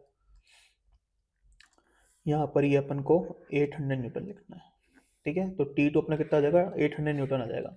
तो इसमें तो वायर ब्रेक कर जाएगा ना यार, इसमें जो अपना वायर है ना वो ब्रेक कर जाएगा, अपना जो वायर है ना वो ब्रेक नहीं करना चाहिए यार। ठीक है, तो ये वाली सिचुएशन तो गलत हो जाएगी कि अपन मान लेते हैं कि जो ऊपर वाली जो अपना वायर है ना उसमें टेंशन 1000 न्यूटन हो जाए, तो ये पॉसिबल नहीं है। अब अगर मैं मान लूँ कि अपना जो नीचे वाला जो वायर है, कौन सा वाला, ये वाला जो वायर है इसमें टेंशन अपना मैक्सिमम टेंशन हो जो कि 500 न्यूटन है। ठीक है, ये अपने पास 20 kg है, तो मेरे हिसाब से इस वाले वायर में जो टेंशन आएगा ना वो अपने पास आ जाएगा 700 न्यूटन का। तुम ये FBD से देख सकते हो, ये तुम्हारा वो 20 kg, तो नीचे की तरफ 200 न्यूटन तो वेट हो गया। ठीक है, नीचे की तरफ तुम्हारा जो टेंशन लग रहा है इस वायर W2 के कारण वो 500 न्यूटन का लग रहा है। तो ऊपर तुम्हारा जो टेंशन लगेगा ना वायर W1 के कारण जो कि T1 होगा वो तुम्हारा कितना होगा 700 न्यूटन होगा।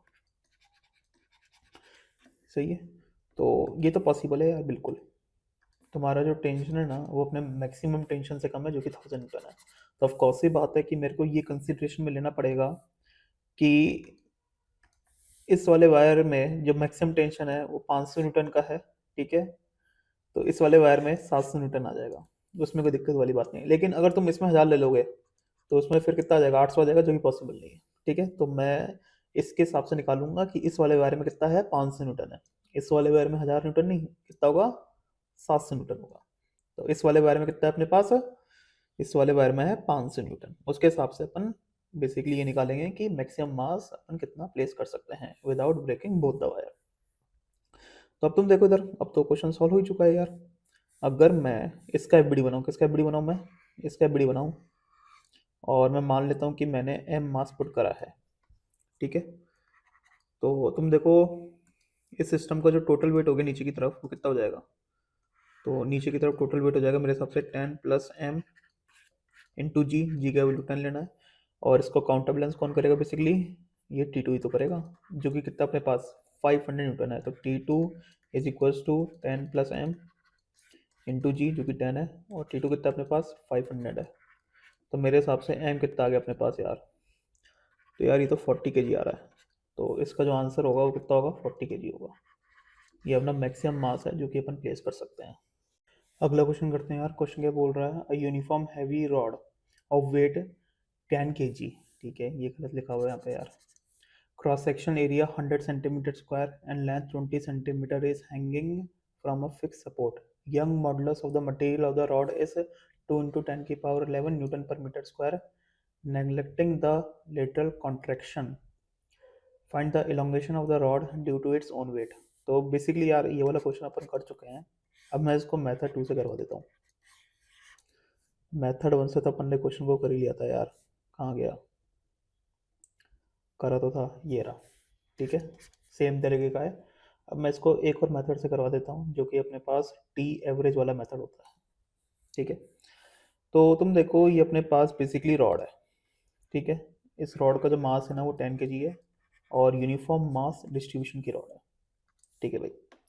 ये अपने पास फ्री एंड है, तो यहाँ पर टेंशन 0 होगा, और यहाँ पर टेंशन में टी मान लेता हूँ, और ये टी मुझे पता है किसके बराबर होगा, एम जी के बराबर होगा, जो कि कितना है 100 न्यूटन है, सही है।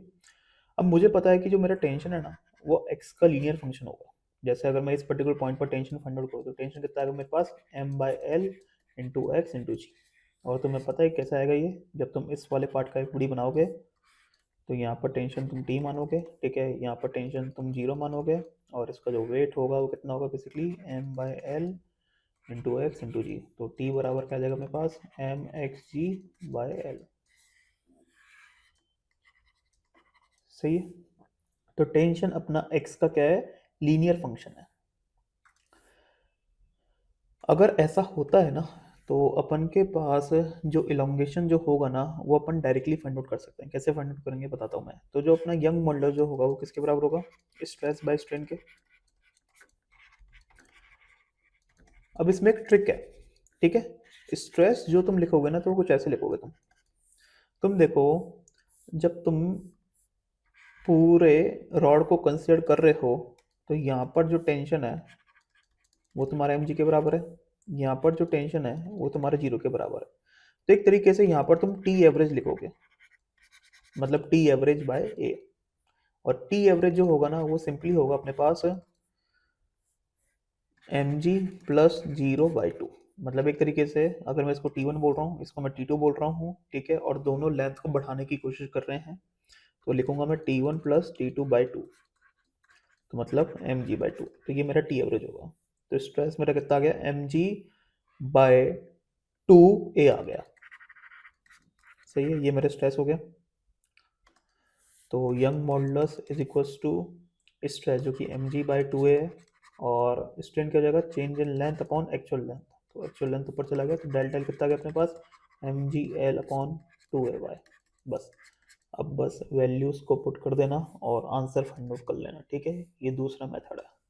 अगला क्वेश्चन करते हैं यार। क्वेश्चन क्या बोल रहा है, two blocks of the masses 3 kg and 5 kg are connected by the metal wire going over a smooth pulley. The breaking stress of the metal is, मतलब मेटेलिक वायर का जो ब्रेकिंग स्ट्रेस है ना वो कितना है अपने पास 24/पाई इंटू 10⁻² न्यूटन पर metre square. What is the minimum radius of the wire, और एस्केलेशन टू ग्रेविटी का वैल्यू कितना लेना अपने को, 10 मीटर पर सेकंड स्क्वायर लेना है। मुझे पता है कि इस वायर में जो टेंशन होगा वो कितना होगा, 2m1m2 upon m1 plus m2 into जी के बराबर होगा। तो कितना आ जाएगा अपने पास, ये 2 into 3 into 5 upon 3 plus 5 into G, ठीक है। जी कितना अपने पास 10 है, तो कितना आ रहा है अपने पास, ये सिंपली 30/8 इंटू 10। तो ये अपना 4 हो गया, ये अपना 5 हो गया, ये अपना 2 हो गया, ये अपना 15 हो गया। तो मेरे हिसाब से ये जो आ रहा है ना वो आ रहा है 75/2 न्यूटन। तो ये अपने पास वायर में टेंशन होगा। अब मुझे पता है कि जो T/A होना चाहिए ना, वो मेरा बेसिकली ब्रेकिंग स्ट्रेस से कम होना चाहिए। ये क्या मेरा ब्रेकिंग स्ट्रेस, भाई स्ट्रेस इन अ वायर जो तुम्हारा होगा ना वो ब्रेकिंग स्ट्रेस से कम होना चाहिए। तो जो तुम्हारा ए है ना वो तुम्हारा बेसिकली T/σB से बड़ा होना चाहिए, ठीक है। तो अब तुम देखो ए तुम्हारा बेसिकली किससे बड़ा होगा, T/σB। टी कितना है 75/2 है, और सिग्मा भी कितना है अपने पास 24/पाई। तो पाई तो ऊपर चले जाएगा और यहाँ पर इंटू 10⁻² भी आ जाएगा। अब ए को क्या लिख सकता हूँ मैं, ए को लिख सकता हूँ मैं πr²। तो πr² should be greater than 75π/48 into 10⁻²। तो पाई से पाई गया, ठीक है। आर का जो वैल्यू है ना तुम्हारा वो बेसिकली बड़ा होना चाहिए √75/48 इंटू 10⁻²। तो तुम देख सकते हो यार, अगर मैं सॉल्व करना चाहूँ तो ये तो मेरा कितना आ जाएगा 16, और ये कितना आ जाएगा 25। अगर मैं ऊपर नीचे 3 से काटूँ तो R should be greater than 5/4 into 10। तो ये जो आ रहा है ना वो मीटर में आ रहा है, तुम देख लो सेंटीमीटर में ऑप्शन दिए हुए हैं। तो आर इज ग्रेटर दैन मैं लिख सकता हूँ 5/40 इंटू 100 सेंटीमीटर। तो ये हो गया 2, ये हो गया 5। सही है ना भाई, हाँ मेरे हिसाब से ही करा है मैंने। तो R should be greater than 12.5 centimetre. तो आर का जो मिनिमम से मिनिमम रेडियस हो सकता है वो कितना हो सकता है 12.5 सेंटीमीटर हो सकता है। और उस वाले केस में जो तुम्हारा स्ट्रेस होगा ना वो ब्रेकिंग स्ट्रेस के बराबर होगा, जो कि इतना गिवन है, ठीक है। तो ऑप्शन 3 अपना आंसर हो गया। अगला क्वेश्चन करते हैं यार। क्वेश्चन क्या बोल रहा है, 2 slabs with a square cross section of the different material 1 and 2 with equal side L and the thickness D1 and D2 such that D2 is equal to 2D1। और जो अपना L है ना वो D2 से छोटा है, ठीक है भाई। Considering lower edge of these slabs are fixed to the floor, we apply a equal shearing force to the narrow face. The angle of the deformation is θ2 is equals to 2θ1। अच्छा, ये अपन के पास angle of deformation में ना relation given है। If the shear moduli of the material 1 is 4 into 10 की power 9 newton पर metre square and the shear moduli of the material 2 is x into 10 की power 9 newton पर मीटर स्क्वायर, तो अपन को x का वैल्यू फाइंड आउट करना है। तो अब तुम देखो इधर, मुझे पता है कि जो मॉड्यूलस ऑफ रिजिडिटी होता है ना जिसको मैं नीटा से रिप्रेजेंट करता हूँ, वो अपना क्या होता है सिंपली, जो भी तुम्हारा जो इस वाली सरफेस पर जो फोर्स लग रहा होगा ना उसको तुम्हें इस वाली सरफेस के एरिया से डिवाइड करना पड़ेगा और अपॉन एंगल ऑफ डिफॉर्मेशन जो कि थीटा होगा, सही है। तो ये मेरा नीटा होता है। तो नीटा का जो फॉर्मूला बन रहा है ना वो क्या बन रहा है बेसिकली F/A थीटा, ठीक है। तो अब तुम देखो इधर, ये अपन को रिलेशन गिवन है कि D2 is equal to 2D1 और θ2 इज इक्वल टू 2θ1, ठीक है। तो D1 को मैं D मान रहा हूँ तो D2 को मैं 2D मानूंगा। अगर θ1 को मैं थीटा मान रहा हूँ तो θ2 को मैं 2θ मानूंगा, ठीक है। और जो अपना A1 होगा वो किसके बराबर होगा, ये वाले एरिया के बराबर होगा। ये वाला एरिया कितना होगा सिंपली LD1, और ये वाला एरिया अपना किसके बराबर होगा A2 के बराबर होगा, और ये सिंपली कितना होगा L इंटू D2। तो ये अपने पास ये LD आ गया और ये अपने पास ये 2LD आ गया, सही है। तो अब तुम देखो जो तुम्हारा नीटा 1 है जो कि क्या हो जाएगा सिंपली F/A1 इंटू θ1, और नीटा 2 है वो क्या हो जाएगा तुम्हारे पास F/A2 इंटू θ2। एफ मैंने सेम क्यों लिया है क्योंकि साफ साफ क्वेश्चन में बोला गया है कि जो तुम फोर्स लगा रहे हो ना वो सेम लगा रहे हो, इक्वल शेयरिंग फोर्स। तो नीटा 1 कितना दे रखा है अपने को 4 into 10⁻9 is equal to F/A1 कितना है LD के बराबर है, θ1 कितना है थीटा के बराबर है। और नीटा टू कितना अपने पास x into 10⁹ is equal to F upon A two कितना अपने पास ए टू अपने पास होगा 2l into sorry L into 2d के बराबर। सही। और थीटा टू मतलब 2 थीटा। तो यहाँ पर तुम देखो बस हो गया सॉल्व यार। दोनों को कंपेयर करना है और x की वैल्यू फाइंड आउट करनी है। सॉल्व करके देखना x हमारा 1 आएगा यार। तो इसका जो आंसर है ना वो कितना होगा 1 होगा। अगला क्वेश्चन करते हैं यार। क्वेश्चन क्या बोल रहा है, अच्छा ये तो मैच द कॉलम वाला क्वेश्चन है। तो लिस्ट वन और लिस्ट टू अपन को गिवन है, अपन को बेसिकली मैचिंग करनी है। तो यहाँ पर क्या बोला गया, the force that restores an elastic body of a unit area to its original state. तो तुम देखो यार, जो अपन के पास स्ट्रेस होता है वो क्या होता है, सिंपली फोर्स पर यूनिट एरिया। सही है। अब मेरे को जो एरिया लेना है ना वो बेसिकली मेरे को 1 मीटर स्क्वायर का लेना है। यूनिट एरिया बोला गया ना यार। तो यहाँ पर जो अपना स्ट्रेस है ना वो किसके बराबर आ जाएगा, सिंपली फोर्स के बराबर आ जाएगा। तो इसके हिसाब से जो अपना ए है ना वो किसके साथ मैचअप करेगा, थर्ड के साथ मैचअप करेगा। बी वाला क्या बोला, two equal and the opposite forces parallel to the opposite faces. जैसे अपने पास मान लो कि ये ब्लॉक है, तो तुम जो फोर्स लगा रहे हो ना वो फेस के पैरेलल लगा रहे हो, एक तो इधर लगा रहे हो और एक इधर लगा रहे हो। तो इसके कारण जो स्ट्रेस डेवलप होता है ना वो कौन सा स्ट्रेस होता है यार, शियर स्ट्रेस होता है। ठीक है। तो शियर स्ट्रेस के कॉरस्पॉन्डिंग जो आता है ना वो क्या आता है अपने पास, शियर मॉड्यूलाई आता है। ठीक है। तो इसलिए अपना ये फोर्थ के साथ मैचअप होगा। अगला क्या बोल रहा है, force perpendicular everywhere to the surface per unit area same everywhere. तो इसमें बोल रहा है जैसे अपन ने कोई सरफेस ली, ठीक है, अपन जो फोर्स लगा रहे हैं ना वो अपन हर तरफ लगा रहे हैं लेकिन सरफेस के परपेंडिकुलर होना चाहिए। सही है। तो मुझे पता है कि अगर मैं ये वाली सिचुएशन कंसिडर करूँगा तो ये वाली सिचुएशन में जो स्ट्रेस डेवलप होता है ना वो कौन सा स्ट्रेस डेवलप होता है, वॉल्यूमेट्रिक स्ट्रेस। और इसके कॉरस्पॉन्डिंग जो अपने पास आएगा ना वो क्या आएगा, बेसिकली बल्क मॉडुलस आएगा। तो ये अपना ये फर्स्ट के साथ मैचअप होगा। और डी वाला क्या बोल रहा है, two equal and the opposite forces perpendicular to the opposite faces. मतलब जैसे सपोज ये ब्लॉक है तो यहाँ पर मैं फोर्स लगा रहा हूँ एफ, यहाँ पर मैं फोर्स लगा रहा हूँ एफ। तो इससे जो तुम्हारा स्ट्रेस डेवलप होगा ना वो बेसिकली होगा अपना जो होगा वो होगा लॉन्गिट्यूडनल स्ट्रेस। और इसके करस्पॉन्डिंग जो अपने पास आएगा ना वो अपने पास यंग मॉडुलस आएगा। तो अपना ये सेकंड के साथ मैचअप होगा। ठीक है। तो थर्ड फोर्थ फर्स्ट सेकंड, तो मेरे हिसाब से ऑप्शन 3 अपना आंसर हो गया।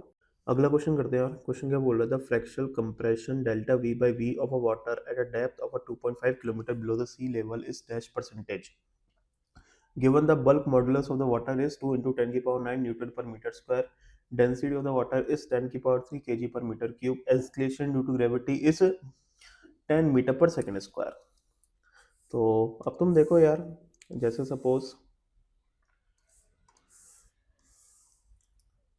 ये अपना सी है, ठीक है। जैसे सरफेस पर अगर कोई अपन वाटर का मॉलिक्यूल लेंगे तो ऑफ कोर्स ये बात है कि जो एक्सटर्नल प्रेशर होगा वो तो अपना एटमॉस्फेरिक प्रेशर के बराबर ही होगा। और इसका लेट सपोज वॉल्यूम कितना वी है। और अगर मैं अब डी डेप्थ नीचे अगर मैं कोई वाटर का मॉलिक्यूल लेता हूँ तब कौन सी बात है कि जो अपन के पास एक्सटर्नल प्रेशर होगा वो कितना होगा, वो अपने पास होगा P not plus row D जी। सही है। और वॉल्यूम कितना हो जाएगा अपने पास, वॉल्यूम हो जाएगा अपने पास basically V plus D V बोल लो, क्या फर्क पड़ता है, लेकिन डी वी तुम्हारा नेगेटिव होगा। ये तो मैं बोल ही सकता हूँ क्योंकि बाहर का प्रेशर अगर बड़ा है तो ऑफकोर्स ही बात है कि जो तुम्हारा वाटर मॉलिक्यूल है ना वो कंप्रेस होगा। सही है। तो अब तुम देखो इधर, जैसे मुझे पता है कि जो मेरा बल्क मॉडुलस होगा किसके बराबर होगा, वो बराबर होगा बेसिकली माइनस का delta P upon delta V by V. अब यहाँ पर डेल्टा वी बाय वी किसके बराबर है? माइनस का डेल्टा पी बाय बीटा के बराबर है। अब अपन को तो क्या निकालना है? द फ्रैक्शनल कंप्रेशन निकालना है, मतलब the fractional compression delta V by V, मतलब कंप्रेशन की बात कर रखी है तो ऑलरेडी ये बोल रहा है कि डेल्टा वी अपना नेगेटिव ही होगा। तो एक तरीके से अपन को निकालना है माइनस का डेल्टा वी बाय वी, इसकी वैल्यू निकालनी है यार। कंप्रेशन की बात बोल रहा है ना, इसलिए तो मतलब minus delta V by V की वैल्यू निकालनी है, जो कि क्या होगा? डेल्टा पी बाय बीटा होगा। डेल्टा पी कितना हो जाएगा? तो तुम देखो यहाँ पर प्रेशर कितना था? पी नॉट था। यहाँ पर प्रेशर कितना है? P not plus row D जी है। मेरे हिसाब से डेल्टा पी तो हो जाएगा रो डी जी, और बीटा बीटा अपन को क्वेश्चन में गिवन है, तो हो गया क्वेश्चन सॉल्व। तो तुम देखो अपन को जो बेसिकली निकालनी है value rho D G by beta की निकालनी है यार। तो देख लेना इसको सॉल्व करके, तुम्हारा आंसर आ जाएगा।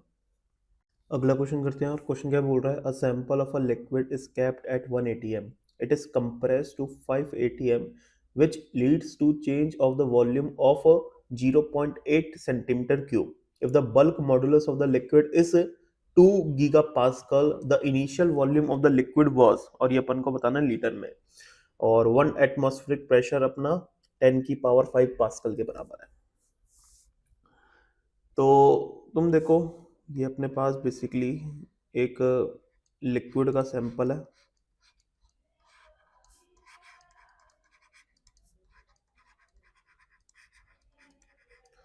ठीक है, और प्रेशर कितना दे रखा है? प्रेशर अपने पास जो है ना वो बेसिकली 1 atm है। मतलब एक तरीके से बोल सकते हो यार कि जो तुम बाहर जो प्रेशर अप्लाई कर रहे हो वो 1 atm का कर रहे हो तुम, ठीक है। अब जो प्रेशर मैं अप्लाई कर रहा हूँ ना वो बेसिकली कर रहा हूँ मैं 5 atm का, लिखा है it is compressed to 5 atm which leads to change of the volume of 0.8 centimetre cube. तो तुम देख सकते हो कि जो मेरा चेंज इन प्रेशर होगा वो कितना होगा? 5 atm माइनस 1 atm, मतलब 4 atm, सही है। और जो मेरा डेल्टा वी है वो कितना है? वो अपने पास होगा माइनस का 0.8 सेंटीमीटर क्यूब। माइनस क्यों करा है मैंने? क्योंकि साफ साफ क्वेश्चन में लिख दिया है ये कंप्रेस हुआ है। बेसिकली कंप्रेस हुआ है मतलब फाइनल वॉल्यूम अपने इनिशियल वॉल्यूम के कम है। और ये शायद मुझे पता है कि जो 1 मीटर क्यूब जो होता है वो अपन के पास 1000 लीटर के बराबर होता है। तो 10 की पावर 6 सेंटीमीटर क्यूब अपना 1000 लीटर के बराबर होगा। इस चीज़ का ध्यान रखना। तो मतलब एक तरीके से बोल सकता हूँ मैं कि 1 लीटर इज इक्वल टू 10 की पावर 3 सेंटीमीटर क्यूब, ठीक है। तो अब तुम देखो मुझे पता है कि जो बल्क मॉडुलस जो होगा वो क्या होगा? माइनस का delta P upon delta V by V. तो अपन को फाइंड आउट क्या करना है? The initial volume of the liquid was, तो वी ही फाइंड आउट करना है। तो वी किसके बराबर होगा? माइनस का डेल्टा पी, सॉरी ये नहीं लिखना, ये अपना बराबर होगा, वी अपना बराबर होगा माइनस का beta into delta we upon delta P. तो माइनस का बीटा, बीटा क्या गिवन है? 2 गीगा पास्कल, तो 2 इंटू 10 की पावर 9। डेल्टा वी कितना अपने पास? ये इतना है। अगर मैं ऐसा यूनिट में जाऊं तो क्या लिखूंगा मैं? माइनस का 0.8 इंटू 10 की पावर -6 मीटर क्यूब में कन्वर्ट कर दिया। और डेल्टा पी कितना अपने पास है?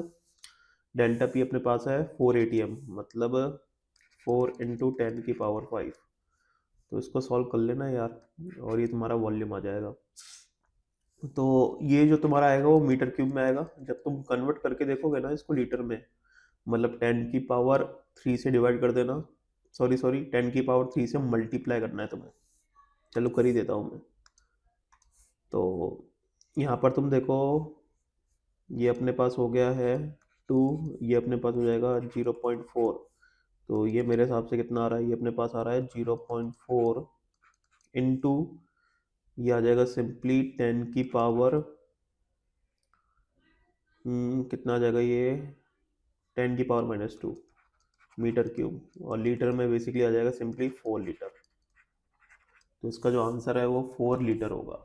ठीक है, अगला क्वेश्चन करते हैं यार। क्वेश्चन क्या बोल रहा है, choose the correct relationship between the Poisson ratio जो कि सिग्मा है, बल्क मॉडुलस जो कि के है, और मॉडुलस ऑफ रिजिडिटी जो कि नीटा है, of a given solid object. तो यार इसका जो डेरिवेशन है ना, अपनी सिलेबस में नहीं है, इसका जो रिजल्ट है ना वो याद रखना पड़ता है तुम्हें। तो जैसे मैं तुम्हें बता देता हूँ कि रिलेशनशिप क्या होता है सिग्मा के और नीटा के बीच में। तो एक तो सिग्मा है, एक अपने पास के है, और एक अपने पास नीटा है। तो सबसे पहले तुम देखो, जो अपन के पास जो यंग मॉडुलस जो होता है ना, ये क्या अपने पास यंग मॉडुलस। तो यंग मॉडुलस जो बराबर होता है ना अपना, वो बराबर होता है 3k इंटू 1 - 2 सिग्मा। एक तो ये रिलेशन, इसको याद रखना। और एक अपने पास रिलेशन होता है कि Young modulus is equals to 2 eta into 1 + sigma. एक ये वाला रिलेशन याद रखना तुम। तो अब इनके डेरिवेशन अपने जेई के बियॉन्ड है, बस तुम्हें याद रखना है। और जेई मेन ने ना इस कॉन्सेप्ट के ऊपर कम से कम 2 से 3 बार सवाल पूछ रखा है, तो रिजल्ट याद रखो तो ज़्यादा बेटर है। अब जैसे तो मेरे को रिलेशन किसके बीच में निकालना है, के सिग्मा और नीटा के बीच में निकालना है। तो इस यंग मॉडुलस को मैं क्या कर दूंगा, एलिमिनेट करूंगा। तो कैसे करूंगा मैं कि 3k इंटू 1 - 2 सिग्मा किसके बराबर होगा, 2 नीटा इंटू 1 + सिग्मा के बराबर होगा। तो यहाँ से देखो यार तुम करके, तुम्हारा क्या आएगा सिग्मा, और उसमें मतलब के और नीटा में रिलेशन। तो चलो कर देता हूँ मैं। तो यहाँ पर तुम देखो अपन लिख सकते हैं 3k - 6k sigma is equals to 2 eta plus 2 eta sigma. तो अपन को सिग्मा निकालना है ना, तो सिग्मा को एक तरफ कर लेते हैं। तो 3k - 2 eta is equals to sigma into 2 eta plus 6k। तो मेरे हिसाब से जो अपन के पास सिग्मा जो आ रहा है ना, वो बेसिकली आएगा सिंपली 3k - 2 नीटा अपॉन 2 नीटा प्लस 6k।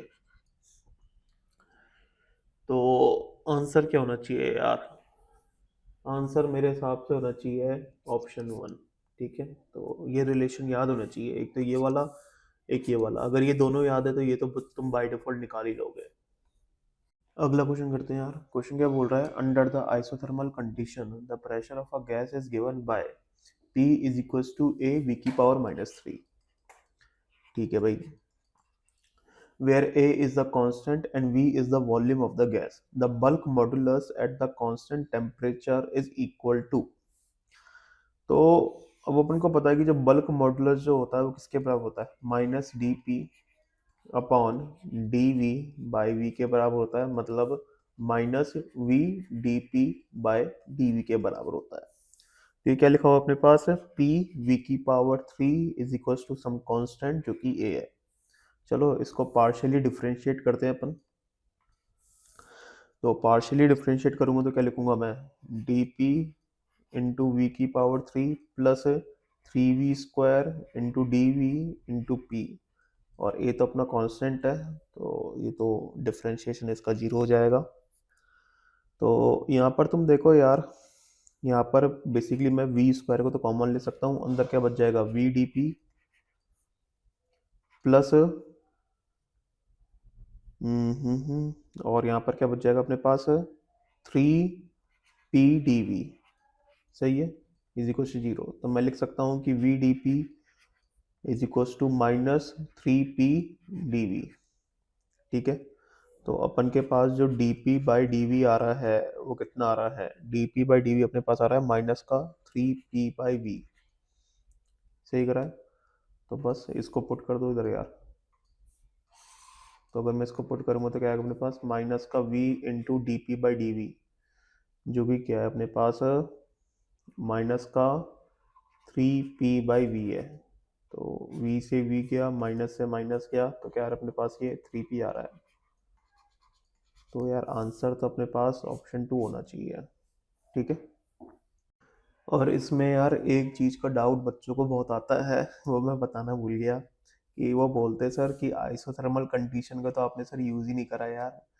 और वो बोलते हैं कि सर आइसोथर्मल कंडीशन में तो पीवी अपना कांस्टेंट होगा तो उससे तो अलग आंसर आएगा। अरे भाई ये कोई तुम्हारी आइडियल गैस नहीं है, ये रियल गैस है, और रियल गैस वो आइसोथर्मल कंडीशन में है ना, वो ये वाला रिलेशन फॉलो कर रही है।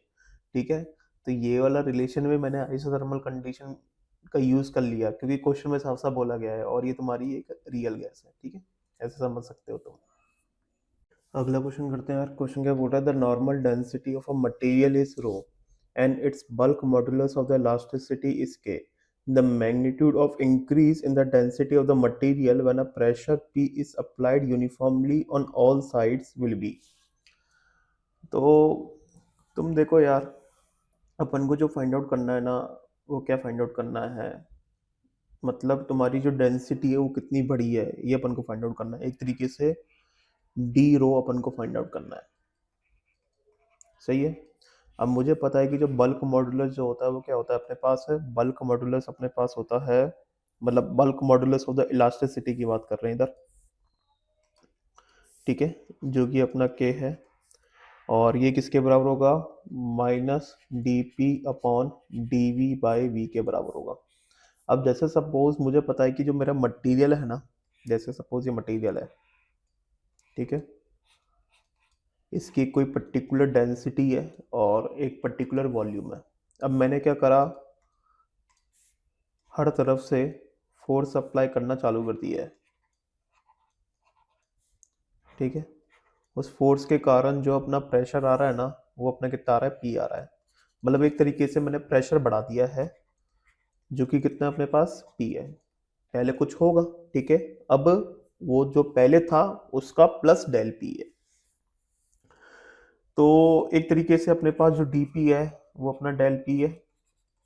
ठीक है, मुझे पता है कि ये जो मेरा एक तरीके से जो मटेरियल है ना, वो तुम्हारा कंप्रेस हो रहा है, तो डेंसिटी तुम्हारी बढ़ेगी और वॉल्यूम तुम्हारा कम होगा। लेकिन जो तुम्हारा रो इंटू वी का जो प्रोडक्ट है, जो कि मास होता है, वो तो फिक्स रहेगा, क्योंकि मास तो चेंज होगा नहीं। ठीक है, अगर मैं इसको पार्शियली डिफरेंशिएट कर दूं तो क्या लिखूंगा मैं, D rho into V plus D V into rho is equal to zero. तो यहाँ से तुम देखो, मैं बोल सकता हूँ कि D rho by rho is equal to D V by V with minus sign.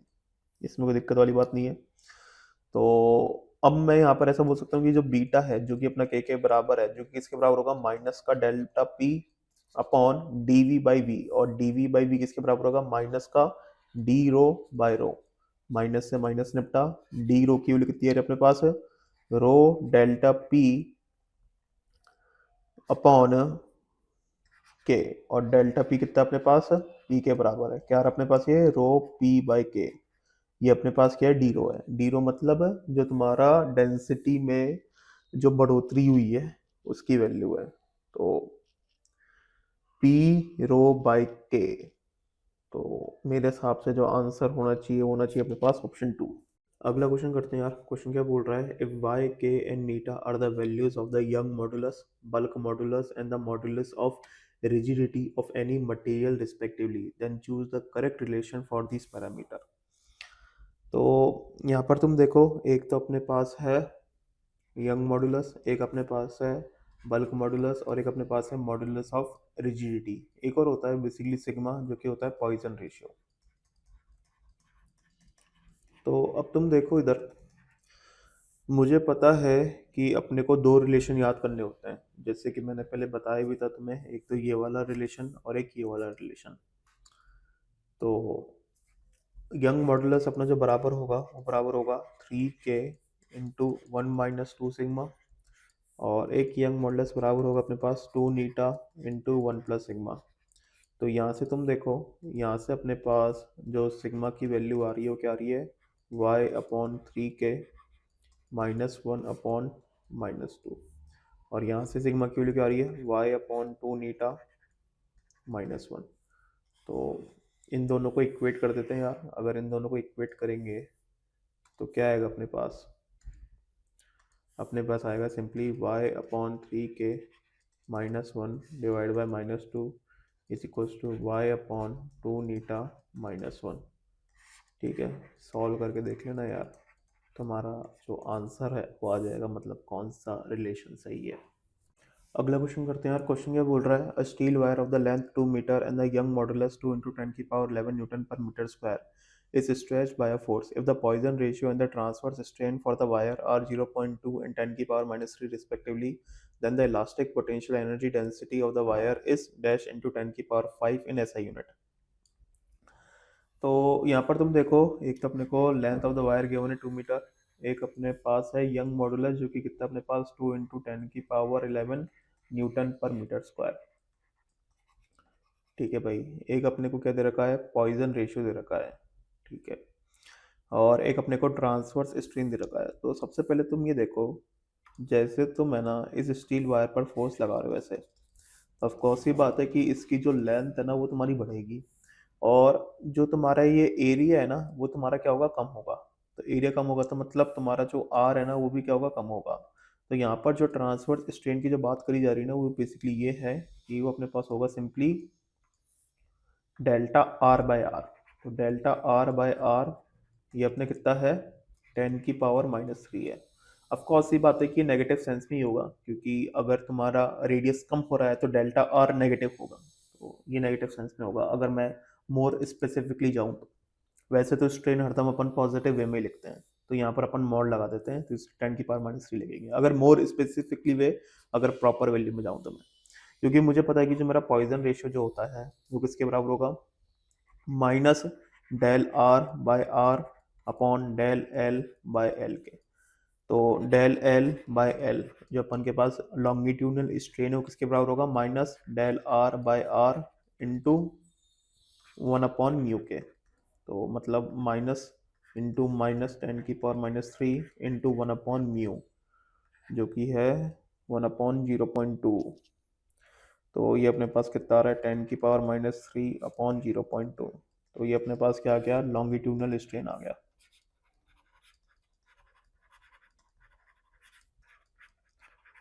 सही है। अब बात करते हैं कि ये कितनी इलास्टिक पोटेंशियल एनर्जी डेंसिटी होगी इस स्ट्रेच्ड वायर में, जो कि अपन को डैश इंटू 10 की पावर 5 के टर्म्स में बताना है। तो मतलब कि डैश की वैल्यू कितनी होगी। तो मुझे पता है कि जो अपन के पास D U by D V है वो क्या होता है अपने पास, half into stress into strain. इसको मैं लिख सकता हूँ हाफ इंटू स्ट्रेस को क्या लिख सकता हूँ मैं, स्ट्रेन इंटू यंग मॉडुलस। सही है। तो ये अपने पास क्या आ गया, सिंपली स्ट्रेन का whole square into Young modulus by 2। क्या तुम्हें यंग मॉडुलस गिवन है वायर का, बिल्कुल गिवन है। देखो 2 इंटू 10 की पावर 11 गिवन है। क्या तुम्हें स्ट्रेन पता है, बिल्कुल पता है। तो तुम देखो इधर स्ट्रेन अपने पास कितना है, 10 की पावर माइनस 3 अपॉन 0.2 का होल स्क्वायर। यंग मॉडुलस कितना है, 2 इंटू 10 की पावर 11 और होल डिवाइड बाई 2। तो ये अपने पास क्या आ रहा है, D U by D V आ रहा है। मतलब ये यूनिट में क्या होगा, जूल पर मीटर क्यूब। तो सॉल्व करके देख लेना, तुम्हारा जो आंसर है वो आ जाएगा यार। चलो यार अगला क्वेश्चन करते हैं। क्वेश्चन क्या बोल रहा है, the elastic potential energy stored in the steel wire of the length 20 metre stretch through 2 centimetre is 80 joule. The cross sectional area of the wire is dash millimetre square. Given Young modulus जो कि है 2 into 10 की power 11 newton पर metre square. तो अब तुम देखो, एक अपने पास स्टील वायर है, ठीक है, और इसका जो लेंथ है वो अपने पास कितना है, 20 मीटर है। इसको अपन स्ट्रेच कर रहे हैं थ्रू 2 सेंटीमीटर। ठीक है, तो अपन किसी ऐसे फोर्स लगा रहे हैं दोनों तरफ से, जिसके कारण इसकी जो लेंथ है ना वो हो जा रही है एल प्लस डेल एल। तो एल तो अपने पास एक तरीके से 2000 सेंटीमीटर है और डेल एल अपने पास सिंपली 2 सेंटीमीटर है। तो जो इलास्टिक पोटेंशियल एनर्जी जो स्टोर हो रही है ना वो अपने पास कितनी हो रही है, 80 जूल की हो रही है। तो अपन को क्या बताना है, the cross sectional area of the wire is dash millimetre square, तो डैश की वैल्यू बतानी है और यंग मॉडुलस अपन को गिवन है, तो मुझे पता है कि half into stress into strain into volume, यही तो अपने पास क्या होगा, elastic potential energy store in the wire. तो हाफ इंटू स्ट्रेस को क्या लिख सकता हूँ मैं, स्ट्रेन इंटू यंग मॉडुलस, सही है, और वॉल्यूम को क्या लिख सकता हूँ मैं, ए इंटू एल। तो अब तुम देखो हाफ इंटू स्ट्रेन क्या है सिंपली, तो स्ट्रेन तो अपने पास सिंपली है डेल एल बाय एल, मतलब 2/2000, मतलब 1/1000, तो 1/1000 into Young modulus 2 × 10⁻11, strain 1/1000, area of cross section तो निकालना है और एल का वैल्यू कितना लेना है, 20 मीटर लेना है, और ई का वैल्यू कितना गिवन है अपने को, 80 गिवन है, तो यहाँ से ए निकाल लेना, लेकिन ये ए किस में आएगा तुम्हारा, मीटर स्क्वायर में आएगा, ठीक है। अगर मिलीमीटर स्क्वायर में चाहिए तो 10⁻6 से तुम्हें मल्टीप्लाई करना पड़ेगा, ठीक है, और आंसर तुम्हारा आ जाएगा। अगला क्वेश्चन करते हैं यार। क्वेश्चन क्या बोल रहा था, elastic behaviour of a material for linear stress and linear strain is shown in the figure. The energy density for a linear strain of 5 × 10⁻⁴ is dash kilojoule per meter cube. Assume that the material is elastic up to the linear strain of 5 × 10⁻⁴। ठीक है, मतलब जो Hooke's law है ना वो valid हो रहा है, और अपन डायरेक्टली बोल सकते हैं कि जो यंग मॉडुलस जो होगा वो स्ट्रेस बाय स्ट्रेन होगा, ठीक है। तो अपन को जो बात करी जा रही है वो किसकी बात करी जा रही है, एनर्जी डेंसिटी की बात करी जा रही है, मतलब du/dv, जो कि क्या होता है, half into stress into strain. तो तुम देखो इधर, अपन के पास स्ट्रेन बाय स्ट्रेस का कर्व है, ठीक है। तो अगर मैं इसको थीटा बोल रहा हूँ तो टेन थीटा मैं सिंपली क्या लिख सकता हूँ, तो मुझे पता है कि इस स्ट्रेस के करस्पॉन्डिंग अपना ये स्ट्रेन है, तो टेन थीटा अपना सिंपली हो जाएगा अपना 20/10⁻10, और ये क्या हो जाएगा, यंग मॉडुलस, क्योंकि स्ट्रेस बाय स्ट्रेन क्या होता है अपने पास, यंग मॉडुलस होता है, सही है। तो यंग मॉडुलस अपने पास सिंपली आ रहा है 2 × 10⁻11 न्यूटन पर मीटर स्क्वायर, तो हाफ इंटू, अब तुम देखो अपन को एनर्जी डेंसिटी जो निकालनी ना वो निकालनी है for the linear strain of this. अब स्ट्रेस को मैं लिख सकता हूँ यंग मॉडुलस इंटू स्ट्रेन, तो यंग मॉडुलस अपने पास 2 × 10⁻11 है, और स्ट्रेन कितना होगा, 5 × 10⁻⁴ होगा, और फिर दोबारा स्ट्रेन आ रहा है तो 5 × 10⁻⁴। अब ये आंसर किस में आएगा, बेसिकली जूल पर मीटर क्यूब में आएगा। अब तुम्हें किस में चाहिए, किलो जूल पर मीटर क्यूब में चाहिए, तो 1000 से क्या कर देना, डिवाइड कर देना, और तुम्हारा आंसर आ जाएगा यार, ठीक है। तो यहाँ पर अपना जो सेशन होता है वो होता है ख़त्म। मुझे उम्मीद है कि तुम्हें ये जो सेशन है ना वो पसंद आया होगा। अगर फिर भी कोई डाउट है तो कमेंट सेक्शन में लिख सकते हो, या फिर तुम टेलीग्राम पर कनेक्ट हो सकते हो।